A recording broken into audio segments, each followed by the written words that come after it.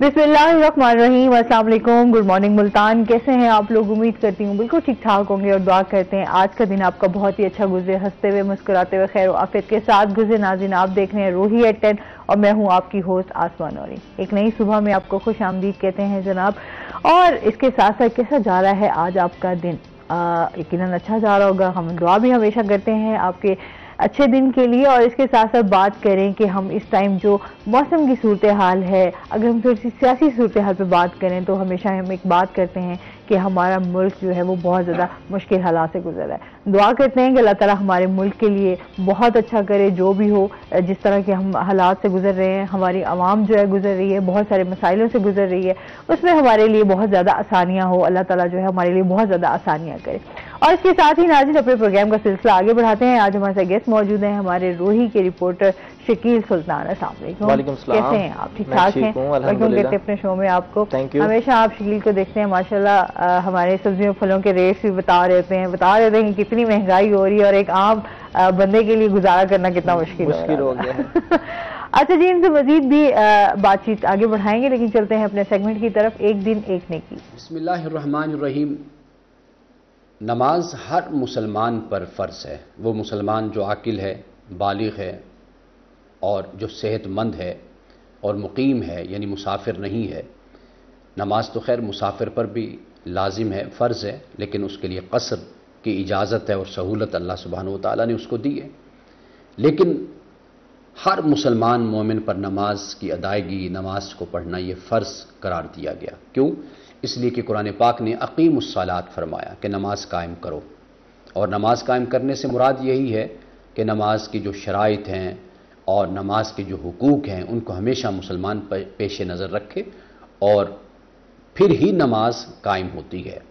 यानी मिसाल के तौर पर आप देखिए कि कुरान पाक में है इन्नस्सलात तन्हा अनिल फ़ाहशाइ वल मुनकर, बेशक नमाज बेहयाई और बुरे कामों से रोकती है। तो बेहयाई और बुरे कामों से रुकना ये दर हकीकत नमाज को कायम करना है। ऐसा नहीं कि एक शख्स नमाज पढ़े, नमाज पढ़ने के बाद फिर वो बेहयाई के काम और बुरे काम करने लग जाए। और यानी अगर वो दुकानदार है तो फिर मिलावट का सामान बेचे या कम तोले, अगर वो बहुत बड़ा ताजिर है तो फिर वो अपनी चीज़ बेचने के लिए झूठ बोले या लोगों को धोखा दे। इसी तरह जो शख्स जिस भी शोबे से ताल्लुक़ रखता है तो नमाज जब वो अदा करता है तो फिर उस पर लाजिम है कि वो बेहयाई के कामों से बचे, बुरे कामों से बचे, जुल्म और ताअद्दी से बचे, लोगों को नुकसान पहुंचाने से बचे। तो फिर दर हकीकत वो नमाज को कायम करता है। अल्लाह सुब्हानहू व तआला ने कुरान पाक में वाज़ेह तौर पे ये फरमाया है, हाफिज़ू अलस्सलावाति वस्सलातिल वुस्ता, कि नमाज़ों की हिफाजत करो, निगरानी करो, निगहबानी करो। नमाज़ों की निगरानी और निगहबानी नमाज़ों की यही है कि नमाज को वक्त पर अदा किया जाए और नमाज के जो तकाज़े हैं और जो उसका सबक है वो एक मुसलमान को याद रखना चाहिए। यानी ऐसा नहीं होना चाहिए कि ज़िंदगी बीत जाए नमाज पढ़ते हुए लेकिन ज़ुबान से हमेशा गाली निकले या बुरी बात निकले। एक तरफ नमाज भी पढ़ी जा रही हो और दूसरी तरफ बदज़ुबानी, बदकलामी और बदखुल्की भी की जा रही हो। तो ये नमाज सिर्फ पढ़ना है। रसूलुल्लाह सल्लल्लाहु अलैहि वसल्लम ने बहुत से नमाजियों के बारे में ये फरमाया कि आपने फरमाया कि उन्हें वो सिर्फ टक्करें मारते हैं, बाकी उनको कुछ भी नमाज से मिलता नहीं है। क्यों नहीं मिलता? इसलिए कि वो नमाज तो पढ़ते हैं लेकिन नमाज के तकाज़ों को और नमाज की जो गर्ज़ है दर हकीकत उसको वो पेश नज़र नहीं रखते। बहुत शुक्रिया अलामा साहब आपका। और हमेशा आप अच्छी बात जो है बताते हैं, हमें सिखाते भी हैं। बात यह है कि वाकई जो नमाज है वो जितना आपको सुकून देती है और जितना आपको हम जिस कहते हैं ना, जब भी आप परेशान हो बहुत ज़्यादा और आपको समझ ना आ रहा हो कुछ, तो अल्लाह के सामने जाके रो लो, एक सजदा ही काफ़ी होता है। लेकिन हम ये देखते हैं कि हम 5 वक्त की नमाज तो पढ़ रहे होते हैं लेकिन हमारे दिलों में जो है वो बड़ा बोझ होता है। एक दूसरे के लिए नफरत और एक दूसरे के लिए कहीं ना कहीं लेग पुलिंग जो है वो चल रही होती है। हाँ, लेकिन इस तरह की चीज़ें अगर आपकी नीयत और आपके ईमान में कहीं ना कहीं कुछ रह जाता है तो वो आपकी नमाजें भी कबूल नहीं होती। इसलिए हमेशा इंसान को अच्छी अपनी नीयत वगैरह, अमाल का दारोमदार नीयतों पर है। जब आपकी नीयत साफ होगी, नीयत अच्छी होगी तो अल्लाह ताला भी जो है वो आपके लिए बहुत ज़्यादा आसानियाँ करेंगे और आपके लिए आप भी जो है ना वो इज़्ज़त की जो हम बात करते हैं, रिस्पेक्ट की बात करते हैं, उसमें भी आपके इजाफा होगा। बिल्कुल। अच्छा जी, ये तो हो गई आज हमारी इसकी अच्छी बात हवाले से। और इसके साथ साथ हमारे टेक्निकल इंजीनियर हैं जी अजीम, आज उनकी बर्थडे है तो मुझे पता नहीं था कि आज अजीम तुम्हारी बर्थडे है, तो हम सब मिलकर, मेरे ख्याल में शकील म्यूजिक भी होना चाहिए, मुनीब म्यूजिक भी चलाएं और साथ साथ हम उनको विश भी करें। Happy birthday to you, happy birthday to you, happy birthday dear Azeem, happy birthday to you. कितने साल हो गए? मेरा साथ नहीं दिया इतने अच्छे तरीके से, लेकिन मैं उसमें म्यूजिक के साथ साथ जो है कितने साल को हो गया? चाह रही थी कि बहुत अच्छे से विश करें। अल्लाह ताला आपके लिए बहुत ज्यादा आसानियां करे, अल्लाह ताला हमेशा आपको खुश रखे, यूं ही आप लंबी जिंदगी जिए, हंसते हुए मुस्कुराते हुए, वो जो है ना मुस्कुराहटें लोगों के चेहरों पे बिखेरते रहें, अपनी फैमिली के साथ खुश रहें, अल्लाह ताला ढेरों खुशियां आपको नसीब करे, आमीन सुम आमीन। अच्छा जी, और जो दिसंबर के वैसे लोग होते हैं वो बड़े अच्छे होते हैं, वो भी अच्छे होते हैं, जो नवंबर के होते हैं वो भी बहुत अच्छे होते हैं। ऐसे ही शकील, वैसे आपकी डेट ऑफ बर्थ क्या है? मेरी 15 अप्रैल है। 15 अप्रैल? हाँ, मतलब अब आगे आने वाली है, आने वाले दिनों में हम ये खुशी मनाएंगे। हम शकील की बात। अच्छा अजीम से अजीम, वैसे ये तो गलत बात है, केक किधर है भाई? इधर केक होना चाहिए था, हम केक के साथ जो है सेलिब्रेट करते, विश करते, मजा भी आता है ना। ऐसा ही है। हाँ। अच्छा, इसके साथ साथ जो है शकील, हम आपसे जानते हैं इंग्लैंड की टीम जो है कल वापस यहाँ से मुल्तान से रवाना हो चुकी है कराची की तरफ, और देखते हैं कि वहाँ पर जो है मैच होगा, लास्ट मैच देखते हैं पाकिस्तान जीतता है या फिर इंग्लैंड ही जो है जनाब अपने जीत अपने नाम करती है। इंग्लैंड तो जो टेस्ट सीरीज मुल्तान पाकिस्तान में खेली जा रही है इंग्लैंड और पाकिस्तान के दरमियान, ये तो इंग्लैंड पहले ही अपने नाम कर चुका है, क्योंकि 3 मैचेस होने थे, 2 मैचेस वो तो ले चुके हैं, अपने पिंडी वाला भी, मुल्तान वाला भी, अब कराची वाला तो एक रस्मी कार्रवाई रह गई है। ठीक है, उन्होंने, क्योंकि इंग्लैंड को पाकिस्तान से टेस्ट मैच जीते 20 साल हो गए थे, 20 साल के तवील अरसे बाद आज इन्होंने पिछले दिन इन्होंने पाकिस्तान से टेस्ट मैच सीरीज अपने नाम कर ली है। अब कराची वाली बस वो एक रस्मी कार्रवाई रह गई है, वो पूरी करेंगे और वो चले जाएंगे। यहाँ पर भी जो आखिरी चल रहा था उनका डे, थर्ड डे जब चल रहा था, उसमें बहुत जल्दी मैच जो है वो एंड हो गया, और बहुत अच्छी मैंने ये देखा जो मेरे लास्ट वाला के उन्होंने बहुत अच्छी बैटिंग की इस हवाले उनकी पाकिस्तान ने हमारे इंग्लैंड की बात, इंग्लैंड उनकी बैटिंग भी और उनके जो बॉलर्स थे उन्होंने भी बड़ी अच्छी परफॉर्मेंस दिखाई। आप तो सारा कवर कर रहे थे, सारा देख रहे थे, उन्होंने तो दबोच लिया था ना चौथे रोज पाकिस्तान की टीम को। लेकिन पाकिस्तान की टीम में बाबर आजम ने चलना था, रिजवान ने चलना था, उनके जो शायकीन थे वो इन दोनों के बल्ले का उनको इंतजार था कि इनका बल्ला चलेगा, लेकिन इन दोनों का बल्ला इस दफा ज्यादा नहीं चल सका। और दूसरा फिर पाकिस्तानी जो बैटर थे जितने भी, उनकी जल्दबाजी ने भी पाकिस्तान को शिकस्त की तरफ धकेला, तो पाकिस्तान शायद जीत सकता था। लेकिन बात वही आ गई कि नसीब में हार थी, वो कहते हैं जीत तो किस्मत की, जीत हार तो किस्मत से होती है, लेकिन पाकिस्तान उसमें हार गया। 355 रन का हदफ मिला था जिन्हें पूरा करने में ये 26 रन पहले ही सारी टीम रवाना हो गई। लेकिन ठीक है, ये तो जीत हार तो है, वो कहते हैं तुम जीतो या हारो हमें तुमसे प्यार है। ठीक है, ये नारा तो हमारा हमेशा रहता है। हाँ, लेकिन एक मुल्तान में ना ये जो इंटरनेशनल क्रिकेट की बहार आई थी, इसने मुल्तानियों को बड़ा भरपूर इंजॉय करवाया है। हम तो 4 दिन वहीं रहे हैं। जहाँ इंजॉय किया वहाँ मुश्किलात भी बहुत सारी हुई, मुश्किलात हाँ, इतनी मुश्किलात का सामना करना पड़ा, रोड्स बंद थे, जाहिर बात है सिक्योरिटी के हवाले से सख्त इंतजाम किए गए थे, तो उस हवाले से काफी मुश्किलात भी यही तो हर बंदे के सामने ही चीज थी। जो रूट्स अख्तियार किए जाते थे टीम के DH जाने के लिए, टीम के होटल तक आने के लिए, स्टेडियम जाने के लिए, तो मुश्किलात तो रही हैं। 1 घंटा पहले ही रोड बंद कर दी जाता था, जरूरी था ये ना, उनकी सिक्योरिटी देना जरूरी था। मैं वही कह रही हूँ, सिक्योरिटी के हवाले से सख्त इंतजाम थे, लोगों को काफी मुश्किलात का, जाहिर बात है एक अच्छा इवेंट भी था लोगों के लिए, तफरीह के हवाले से भी। अच्छा, स्टेडियम में मैंने ये हम बात भी हो रही थी कि स्टेडियम में उस तरीके का रश नहीं दिखाई दिया, उस तरह जिस तरह हमारे बाकी मैचेस भी हुए, उसमें भी लोगों का वहां पर स्टेडियम में पहुंचना और देखना, मैच को एंजॉय करना, इस बार कुछ इस तरह नहीं हुआ। एक वजह मैं बताता हूँ आपको, वो ये कि पहली बात ये कि स्टेडियम में ना सुबह के टाइम रश कम होता था। ठीक है, जैसे ही 12-1 बजते थे उसके बाद स्टेडियम में रश होना शुरू हो जाता था, और 3 से 4 बजे स्टेडियम तकरीबन फुल हो चुका होता था। और रही बात शहरियों के कम आने की, एक तो ये टेस्ट मैच था, 4 दिन रहता है, टेस्ट मैच में शहरी कम आते हैं, उनकी तादाद जो है वो कम आती है, मुल्तान है या दूसरे शहर हैं। और दूसरा फिर जब पहले दिन मैच आया, उस दिन जुमा भी था, जुमा का टाइम होता है, लोगों को ये होता है कि जुमा के बाद जाएंगे। फिर तालीमी इदारे खुले होते हैं, अक्सर मैचेस ना रात में होते हैं, लेकिन दिन में ये सारे मैचेस हुए। तालीमी इदारे भी खुले होते हैं, स्टूडेंट सारे वहाँ बिजी होते हैं। लेकिन जैसे तालीमी इदारों के बंद होने का टाइम आता था तो स्टूडेंट्स की एक बड़ी तादाद, फैमिलीज की एक बड़ी तादाद स्टेडियम आ जाती थी। ये नहीं कहा जा सकता जिस तरह कहते हैं ना खचा खच स्टेडियम भरा हुआ, वो चीज नहीं, वो चीज नहीं, ठीक है, लेकिन रश रहा है। अच्छा जी, हमारे साथ एक कॉलर भी है। अस्सलाम वालेकुम। वालेकुम सलाम जी, हुसैन है हमारे साथ बलोचिस्तान से। हेलो जी, अस्सलाम वालेकुम। वालेकुम सलाम। क्या कहना चाहेंगे हुसैन? क्या हाल है? ठीक अल्हम्दुलिल्लाह, आप बताएं कैसे हैं? अल्लाह का शुक्र। मैं ये कहना चाह रहा हूँ कि बलोचिस्तान में भी क्रिकेट मैच हूँ, क्योंकि बलोचिस्तान में कभी कोई टेस्ट या वनडे मैच मुझे नहीं याद कि कोई हुआ हो। ये सवाल था। ये सवाल दूसरा ये था कि सवाल आप दोबारा दोहराना हुसैन, आपने क्या बोला है? मैं ये कह रहा हूँ कि कोयटा में ना कभी बलोचिस्तान में किसी अच्छा ठीक डिस्ट्रिक्ट में मैच कराया जाना चाहिए। पाकिस्तानी टीम का जो मैच है वो कराया जाना चाहिए। ठीक है, आप ये कहना चाह रहे हैं कि वहाँ पर मैचेस भी कराए जाने चाहिए, क्योंकि सिक्योरिटी के हवाले से कुछ ना कुछ इस तरह के खर्चात होंगे जिसकी बिना पर जो है वो वहाँ पर मैचेस नहीं करवाए जा रहे होंगे। हुसैन, और कुछ कहना चाहेंगे आप? Thank you so much for calling.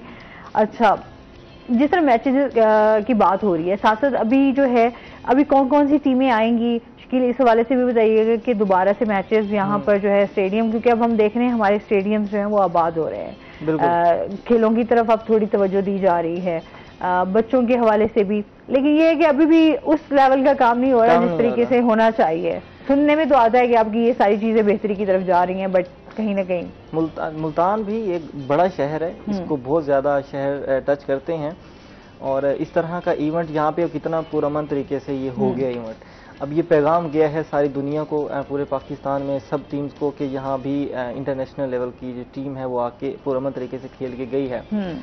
अब आगे 3 जनवरी से न्यूजीलैंड की टीम आ रही है, उनके यहाँ पे मैचेस होने हैं। उसके बाद उन्होंने कराची में भी खेलना है, कराची में ज़्यादा मैचेस होने हैं, मुल्तान में भी वो टीम आएगी। और फिर फरवरी में PSL की ओपनिंग भी मुल्तान से ही हो रही है, जिसमें तमाम PSL की टीम्स वगैरह अपना हिस्सा लेंगी और मुल्तान से मैच खेलेंगी। तो मुल्तान में अब कहा जा सकता है कि क्रिकेट वापस आ गई है, इंटरनेशनल क्रिकेट आ गई है। ये बहुत बड़ी अपॉर्चुनिटी है यहाँ के सब लोगों के लिए। और दूसरी बात, फिर जैसे इंटरनेशनल प्लेयर्स को अपने सामने देखते हैं, उनको खेलता देखते हैं, उनकी जीत हार देखते हैं, उनकी तमाम स्किल्स देखते हैं, तो खेलों का एक फ़रोग बढ़ता है, स्पोर्ट्स का एक ना फ़रोग बढ़ता है। जिस तरह वहाँ पे कुछ हम स्टूडेंट्स के इंटरव्यू कर रहे थे, उनका ये कहना था कि वो एक पहले भी मैंने आपको बताया था कि इंटरव्यू के कि आज यहाँ ये प्लेयर्स खेल रहे हैं, हम भी मेहनत करेंगे, क्लब्स ज्वाइन करेंगे, क्रिकेट में अपने स्किल्स बनाएंगे, हम भी इंटरनेशनल क्रिकेट खेलेंगे। और ये सारा जज्बा उनका कहाँ से आ रहा है? क्यों? वो सामने अपने क्रिकेट देख रहे हैं, वो प्लेयर्स का प्रोटोकॉल देख रहे हैं, वो प्लेयर्स का लाइफस्टाइल अपने शहर में देख रहे हैं। तो उनमें ना एक अब जज्बा बना हुआ है कि हमने भी क्रिकेटर बनना है। और मुल्तान में अब कहा जा सकता है कि क्रिकेट वापस आ गई है। एक तो ये मेला लगा रहा, उसके बाद न्यूजीलैंड की टीम आ रही है। आपको पता है पहले न्यूजीलैंड की टीम वापस चली गई थी, तो अब वो भी सिक्योरिटी के साथ थे आए थे। हाँ, उन्होंने अब कहा है कि हम ये टीम मैचेस भी मुकम्मल खेलेंगे और पहले जो नुकसान हुआ था हम उसका अजाला भी करेंगे। ठीक है, और उसके बाद ये PSL भी आएगी। जब ये दोनों तीनों मैचेस हो जाएंगे ना, फिर एक अलग करिए अगले मैचेस पुरअमन तरीके से हो जाए। हाँ, बिल्कुल ऐसे ही है। ये हम तो चाहते हैं कि जिस तरह हमारे मुल्क के हालात हैं उसके बावजूद भी हमारा एक जो मैसेज जाना चाहिए वो अमन और प्यार और मोहब्बत का जाना चाहिए। अमन और प्यार मोहब्बत कि हम लोग जो है वो इस तरह का मुल्क नहीं है कि जिस तरह अमेरिका ने लास्ट टाइम स्टेटमेंट दी कि खतरनाक मुल्क है। उनकी मैं अमरसन यूनिवर्सिटी में भी कवरेज के लिए जाता हूँ। पहले अमरसन कॉलेज था, पहले 1920 में तो ये एक इदारा बनाया गया, 1930 में इसको अमरसन के नाम से आगे कॉलेज बना दिया गया। अब ये रिसेंटली यूनिवर्सिटी का इसको दर्जा मिला है। अब ये पहले जो वाइस चांसलर थे उनसे मेरे ख्याल में चीज़ें नहीं संभल पा रही थी, कई मसाइल आ गए थे। अब ये नए वाइस चांसलर लगाए गए, इनको मुस्तकिल लगाया गया वाइस चांसलर। तो चूंकि ये मुस्तकिल हैं तो इन्होंने आउटपुट देनी है और वो बड़े एनर्जेटिक बंदे हैं, तो उन्होंने अब अमरसन में नई चीज़ें करवाना स्टार्ट कर दी। उनका सबसे जो एक चीज़ जिस पर वो फोकस कर रहे हैं वो फ्लिप्ड क्लासरूम्स है। वो चेंज करना चाह रहे हैं, टीचिंग स्ट्रेटजी चेंज करना चाह रहे हैं। फ्लिप्ड क्लासरूम का मैं थोड़ा सा बता दूं, उसमें ये होता है कि स्टूडेंट्स ज़्यादा से ज़्यादा जो उनके जितना भी कंटेंट होता है वो घर में बैठ के उसको ऑनलाइन देखते हैं, पढ़ते हैं और सुनते हैं। वो टीचर भी दे सकता है, रिकॉर्डिंग्स भी हो सकती हैं, और फिर वो जो चीज़ें घर से पढ़ के आते हैं वो फिर अपना होमवर्क जाके स्कूल, कॉलेज या यूनिवर्सिटी वहां जाके वो परफॉर्म करते हैं। तो ये दो इंटरेक्शंस हो रही होती हैं, एक तो ऑनलाइन इंटरेक्शन अपने टीचर से, और फिर क्लासरूम्स में आके दोबारा फिर से उन्होंने प्रैक्टिकल वर्क करना होता है। ये थोड़ा मुश्किल होगा, इसमें एक तो टेक्नोलॉजी चाहिए होती है, इन्हें प्रोजेक्टर्स चाहिए, इन्हें रिकॉर्डिंग्स चाहिए, एक मतलब बहुत ज़्यादा जदीद एक तरीका है इस हवाले से। सही। तो इसके लिए अमरसन को मुश्किलात भी हैं, क्योंकि अमरसन में फाइनेंशियल बड़े इशूज़ हैं अभी भी। पेज के भी पिछले दिनों एम्प्लॉयज़ के मसाइल चल रहे थे और टीचर्स की भी कमी थी। और वो भी अब जिस तरह अभी आपने स्टोरी में बात की कि नई फैकल्टीज़ भी मुतारिफ करवा दी गई हैं अमरसन में। अमरसन यूनिवर्सिटी बनी, यूनिवर्सिटी तो बन गई, लेकिन यूनिवर्सिटी की तमाम तर चीज़ें मुकम्मल नहीं हुई थी। वो बिल्डिंग चाहिए थी, वो स्टाफ चाहिए था, एमफिल प्रोग्राम्स चाहिए थे, एमफिल प्रोग्राम्स के लिए रेलिवेंट टीचर्स चाहिए थे, वो नहीं थे। तो अब अमरसन में ये तमाम चीज़ें मुतारिफ हो गई हैं और अब कहा जा सकता है कि आने वाले दिनों में जिस तरह अमरसन में तमाम चीज़ें लाई जा रही हैं, अमरसन भी मुल्तान में BZU जैसी एक अच्छी यूनिवर्सिटी बनेगी जो तमाम तर सहूलियात दे रही होगी, क्योंकि अमरसन थोड़ा सा इसका फीस स्ट्रक्चर जो है वो लो है BZU से बासानी जो है। पहले क्योंकि कॉलेज के हवाले से भी काफी लोग इससे मुस्तफीद भी हो रहे थे बहुत ज्यादा। अच्छा, फिर कॉलेजेस के हवाले से कॉलेजेस को यूनिवर्सिटीज में तब्दील कर देना ना, इससे काफी स्टूडेंट्स को भी जो है ना इसका नुकसान हुआ है।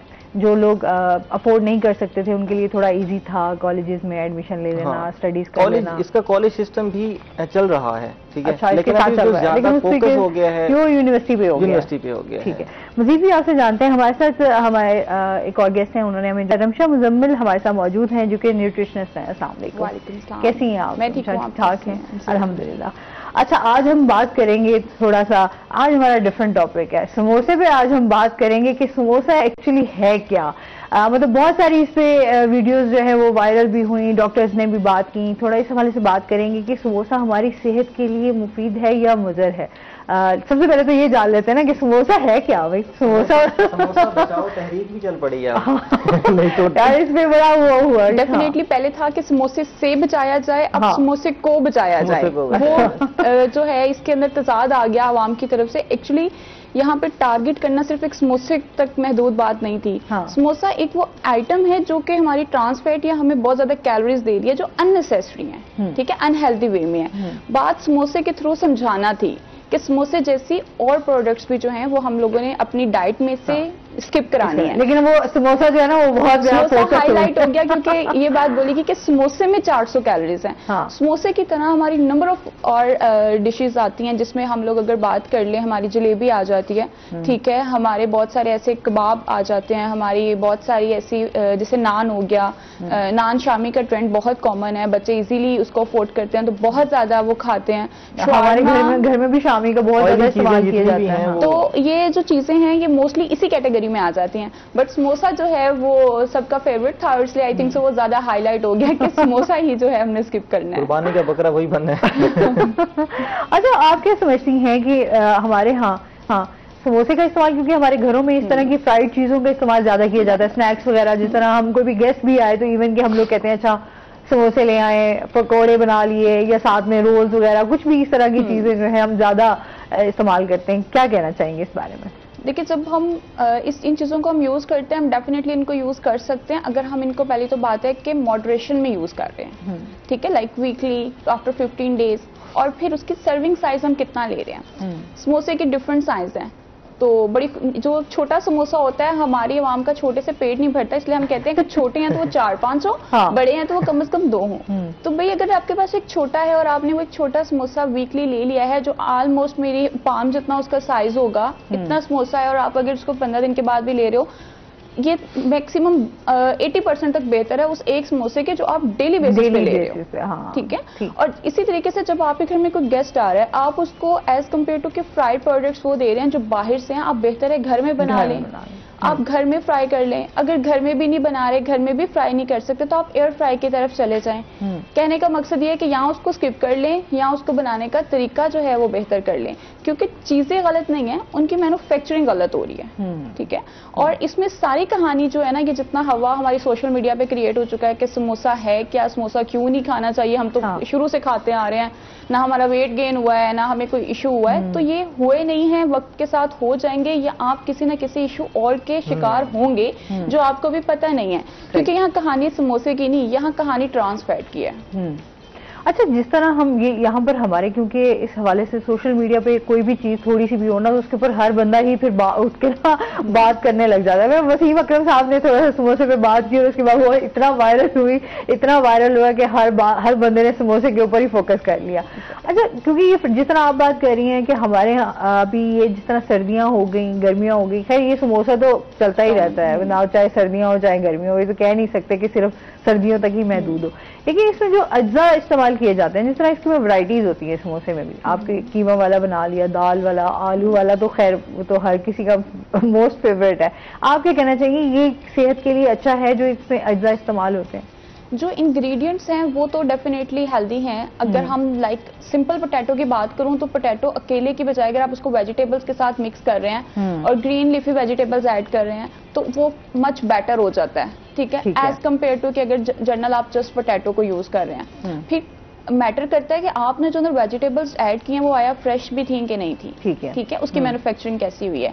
फिर अगर मैं कीमे की बात करती हूँ तो कीमा भी तो हम देखें, ये भी उसी कहीं ना कहीं इसमें भी वो ट्रांस फैट मौजूद है जिस ट्रांस फैट की सारी कहानी चली हुई है, क्योंकि एनिमल सोर्स है, ट्रांस फैट उसके अंदर भी है, कम से कम उसका भी 10 to 12% उसमें ट्रांस फैट होता है।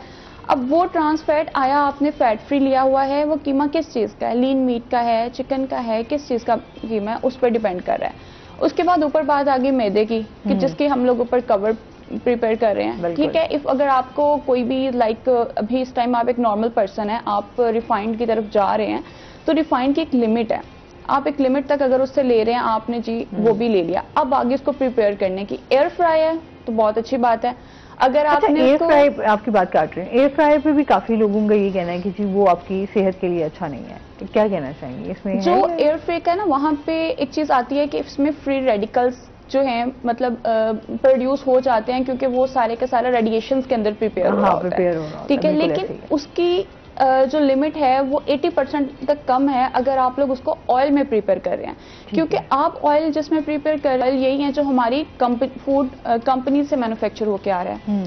हमारी वो फूड आइटम्स जो नेचुरली प्रोड्यूस हो रही हैं, हमारे प्लांट सीड्स हो गए, ठीक है, वो एक नेचुरल सीड है जिसमें हमारे पॉली अनसैचुरेटेड्स भी हैं, मोनो अनसैचुरेटेड्स भी हैं जो हमारी बॉडी के लिए हेल्दी हैं। अब जब उसके अंदर आप मजीद ऑक्सीजन, ठीक है, उसको अंदर ऐड ही नहीं हो पा रही उसके अंदर, ठीक है, आप उसको हाइड्रोजनेट करा लेते हैं ताकि अपने ऑयल की शेल्फ लाइफ इंक्रीज करने के लिए।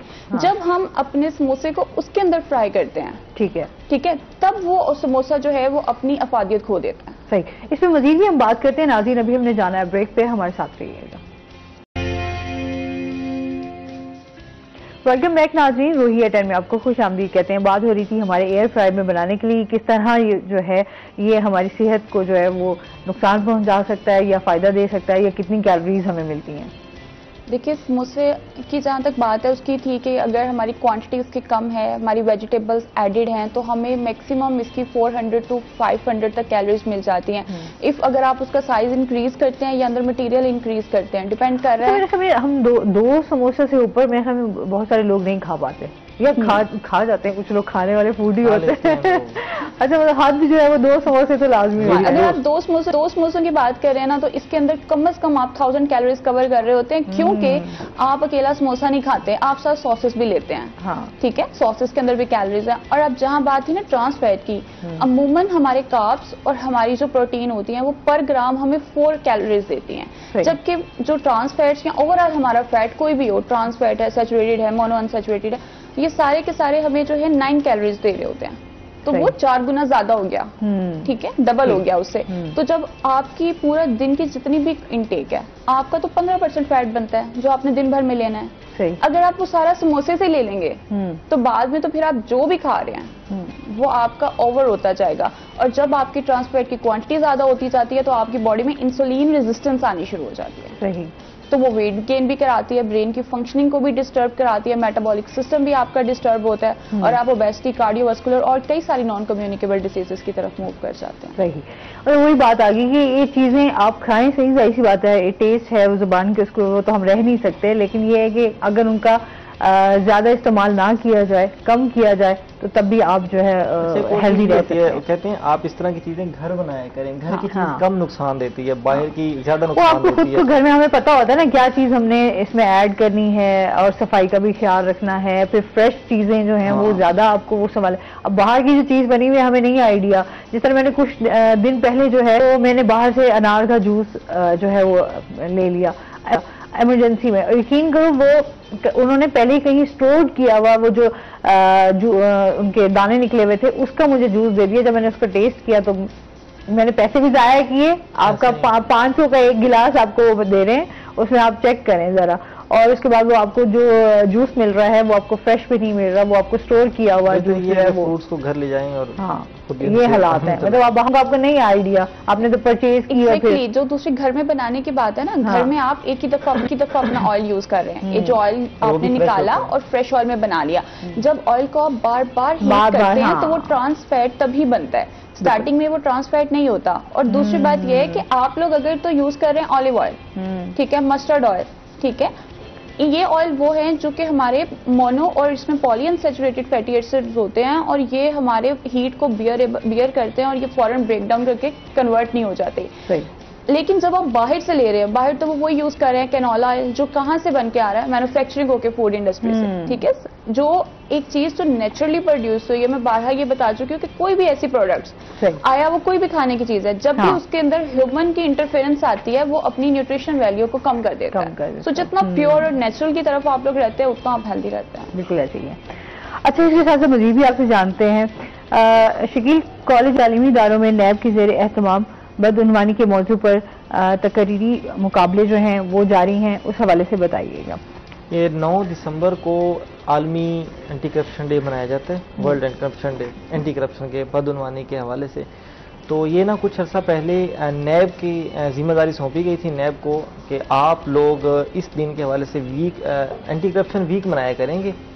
और एंटी करप्शन वीक मनाने का मकसद ये होगा कि आप मुख्तलिफ तालीमी इदारों में लोगों को, स्टूडेंट्स को आगाही देंगे एंटी करप्शन के हवाले से। आपको पता है पाकिस्तान का भी एक नुमाया दर्जा है करप्शन में तो उस हवाले से आगाही भी ज़रूरी है। हाँ। तो नैब के जो बनाने के बैनर्स भी लगे हुए थे करप्शन के खात्मे के। हाँ। और मज़े की बात है, जहाँ ये हम इवेंट्स कवर कर रहे थे वो इदारे हद से ज़्यादा बदनाम है करप्शन के हवाले से। तो बहाउद्दीन ज़करिया यूनिवर्सिटी में इवेंट हुआ, कॉलेजेस में इवेंट हुए। इसकी अच्छी बात ये थी कि जितने भी इदारों में इवेंट्स हुए हैं, मुख्तलिफ दूसरे अजला से स्टूडेंट्स आए हैं, फीमेल स्टूडेंट्स भी, मेल स्टूडेंट्स भी, उन्होंने एंटी करप्शन पर अपनी अपनी तकारीर पेश की हैं। न सिर्फ स्पीचेस, उन्होंने कुछ पेंटिंग्स भी बनाई हुई थी, पेंटिंग्स ऐसे विजुअल जिनसे करप्शन वाजे हो कि इस तरह करप्शन हो रही है, इसको रोका इस तरह जा सकता है। तो उसके मुकाबला जात हुए और इसमें तुलबा ने बहुत ज़बरदस्त पार्टिसिपेट किया। उनकी स्पीचेस तो बड़ी कमाल की थी, और जिस तरह हमेशा पाकिस्तान में स्पीचेस होती आई हैं लेकिन अमल नहीं होता है। स्टूडेंट्स ने बड़ा अच्छा किरदार इसमें अदा किया। और 26 दिसंबर से ये स्टार्ट हुआ था, 9 दिसंबर तक ये इवेंट्स होते रहे हैं। इसमें स्टूडेंट्स जो स्पीचेस दे रहे थे उनके पहले तो एक फेज चला कि तमाम स्टूडेंट्स की स्पीचें सुनी गई, ठीक है। उसके बाद उनमें से हर दिन जो हर कॉलेज में जो स्पीच होती थी उनमें से जो पोजीशन होल्डर होते थे, फिर उन सबको 8 दिसंबर को इकट्ठा किया गया, और उन दिन फिर सब टॉपर्स का फिर ये कंपटीशन करवाया गया। उनमें से जो टॉप स्टूडेंट्स ने किया स्पीचेस में, फिर उनको डीजी नैब आए थे, डायरेक्टर जनरल जो हैं उसके मुल्तान के, उन्होंने भी स्पीच की और उन्होंने इनामात भी दिए, स्टूडेंट्स को शील्ड भी दी।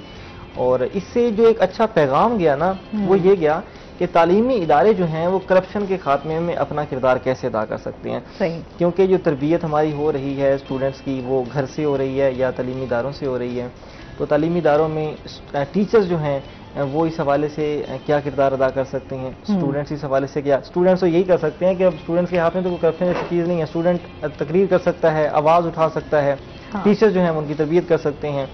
अब मैं डायरेक्टर कॉलेजेस जो हैं, डॉक्टर फरीद शरीफ साहब, उनका इंटरव्यू कर रहा था, तो उनसे मैंने सवाल किया कि सर करप्शन के खात्मे में असातिज़ा और तुलबा क्या कर सकते हैं। तो उन्होंने बड़ा अच्छा जवाब दिया। उन्होंने कहा जितने भी तालीमी इदारे हैं यहाँ रोज़ाना की बुनियाद पर एक अखलाकी लेक्चर सिस्टम बनाया जाए, रोज़ाना की बुनियाद पर एक लेक्चर हो 15 मिनट का, 20 मिनट का, जिसमें बच्चों को इसी चीज़ों की तरबियत दी जाए, ताकि जब वो फील्ड में आएँ तो उनके जहन में इस तरह का कोई चीज़ ना बैठी हो। क्योंकि मुझे नाम उसका एक कॉल है कि आप नौजवानों को कैसे इस तरफ कन्विंस कर सकते हैं करप्शन खत्म, क्योंकि नौजवानों के जो आइडियल हैं, जो बड़े हुक्मरान बैठे हैं, वो खुद करप्शन में मुलविस हैं।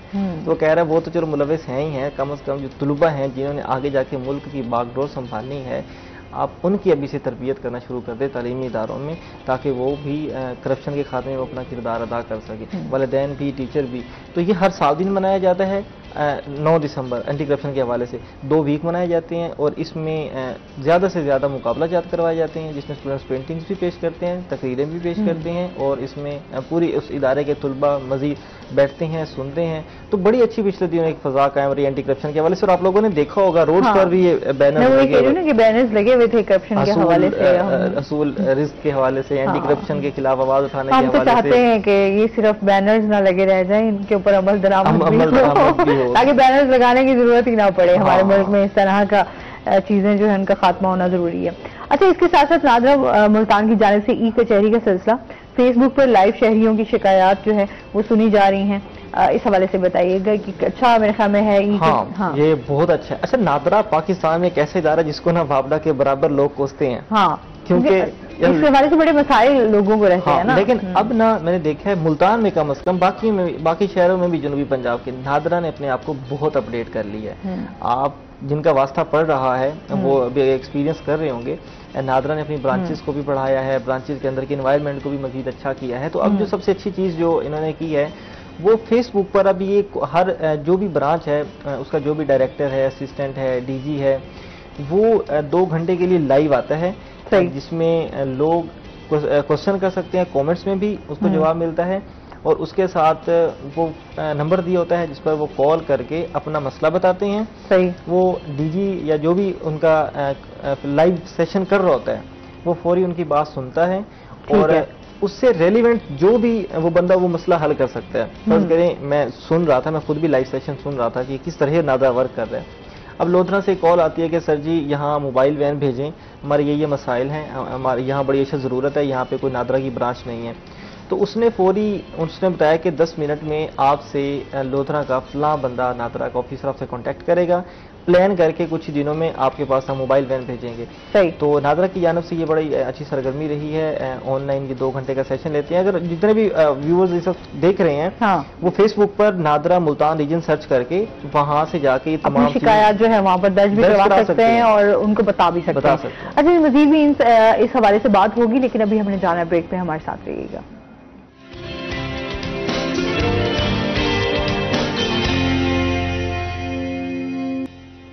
वेलकम बैक नाज़रीन, रोही 10 में आपको खुश आमदीद कहते हैं और चलते हैं अपने सेगमेंट की तरफ, टुडेज वेदर।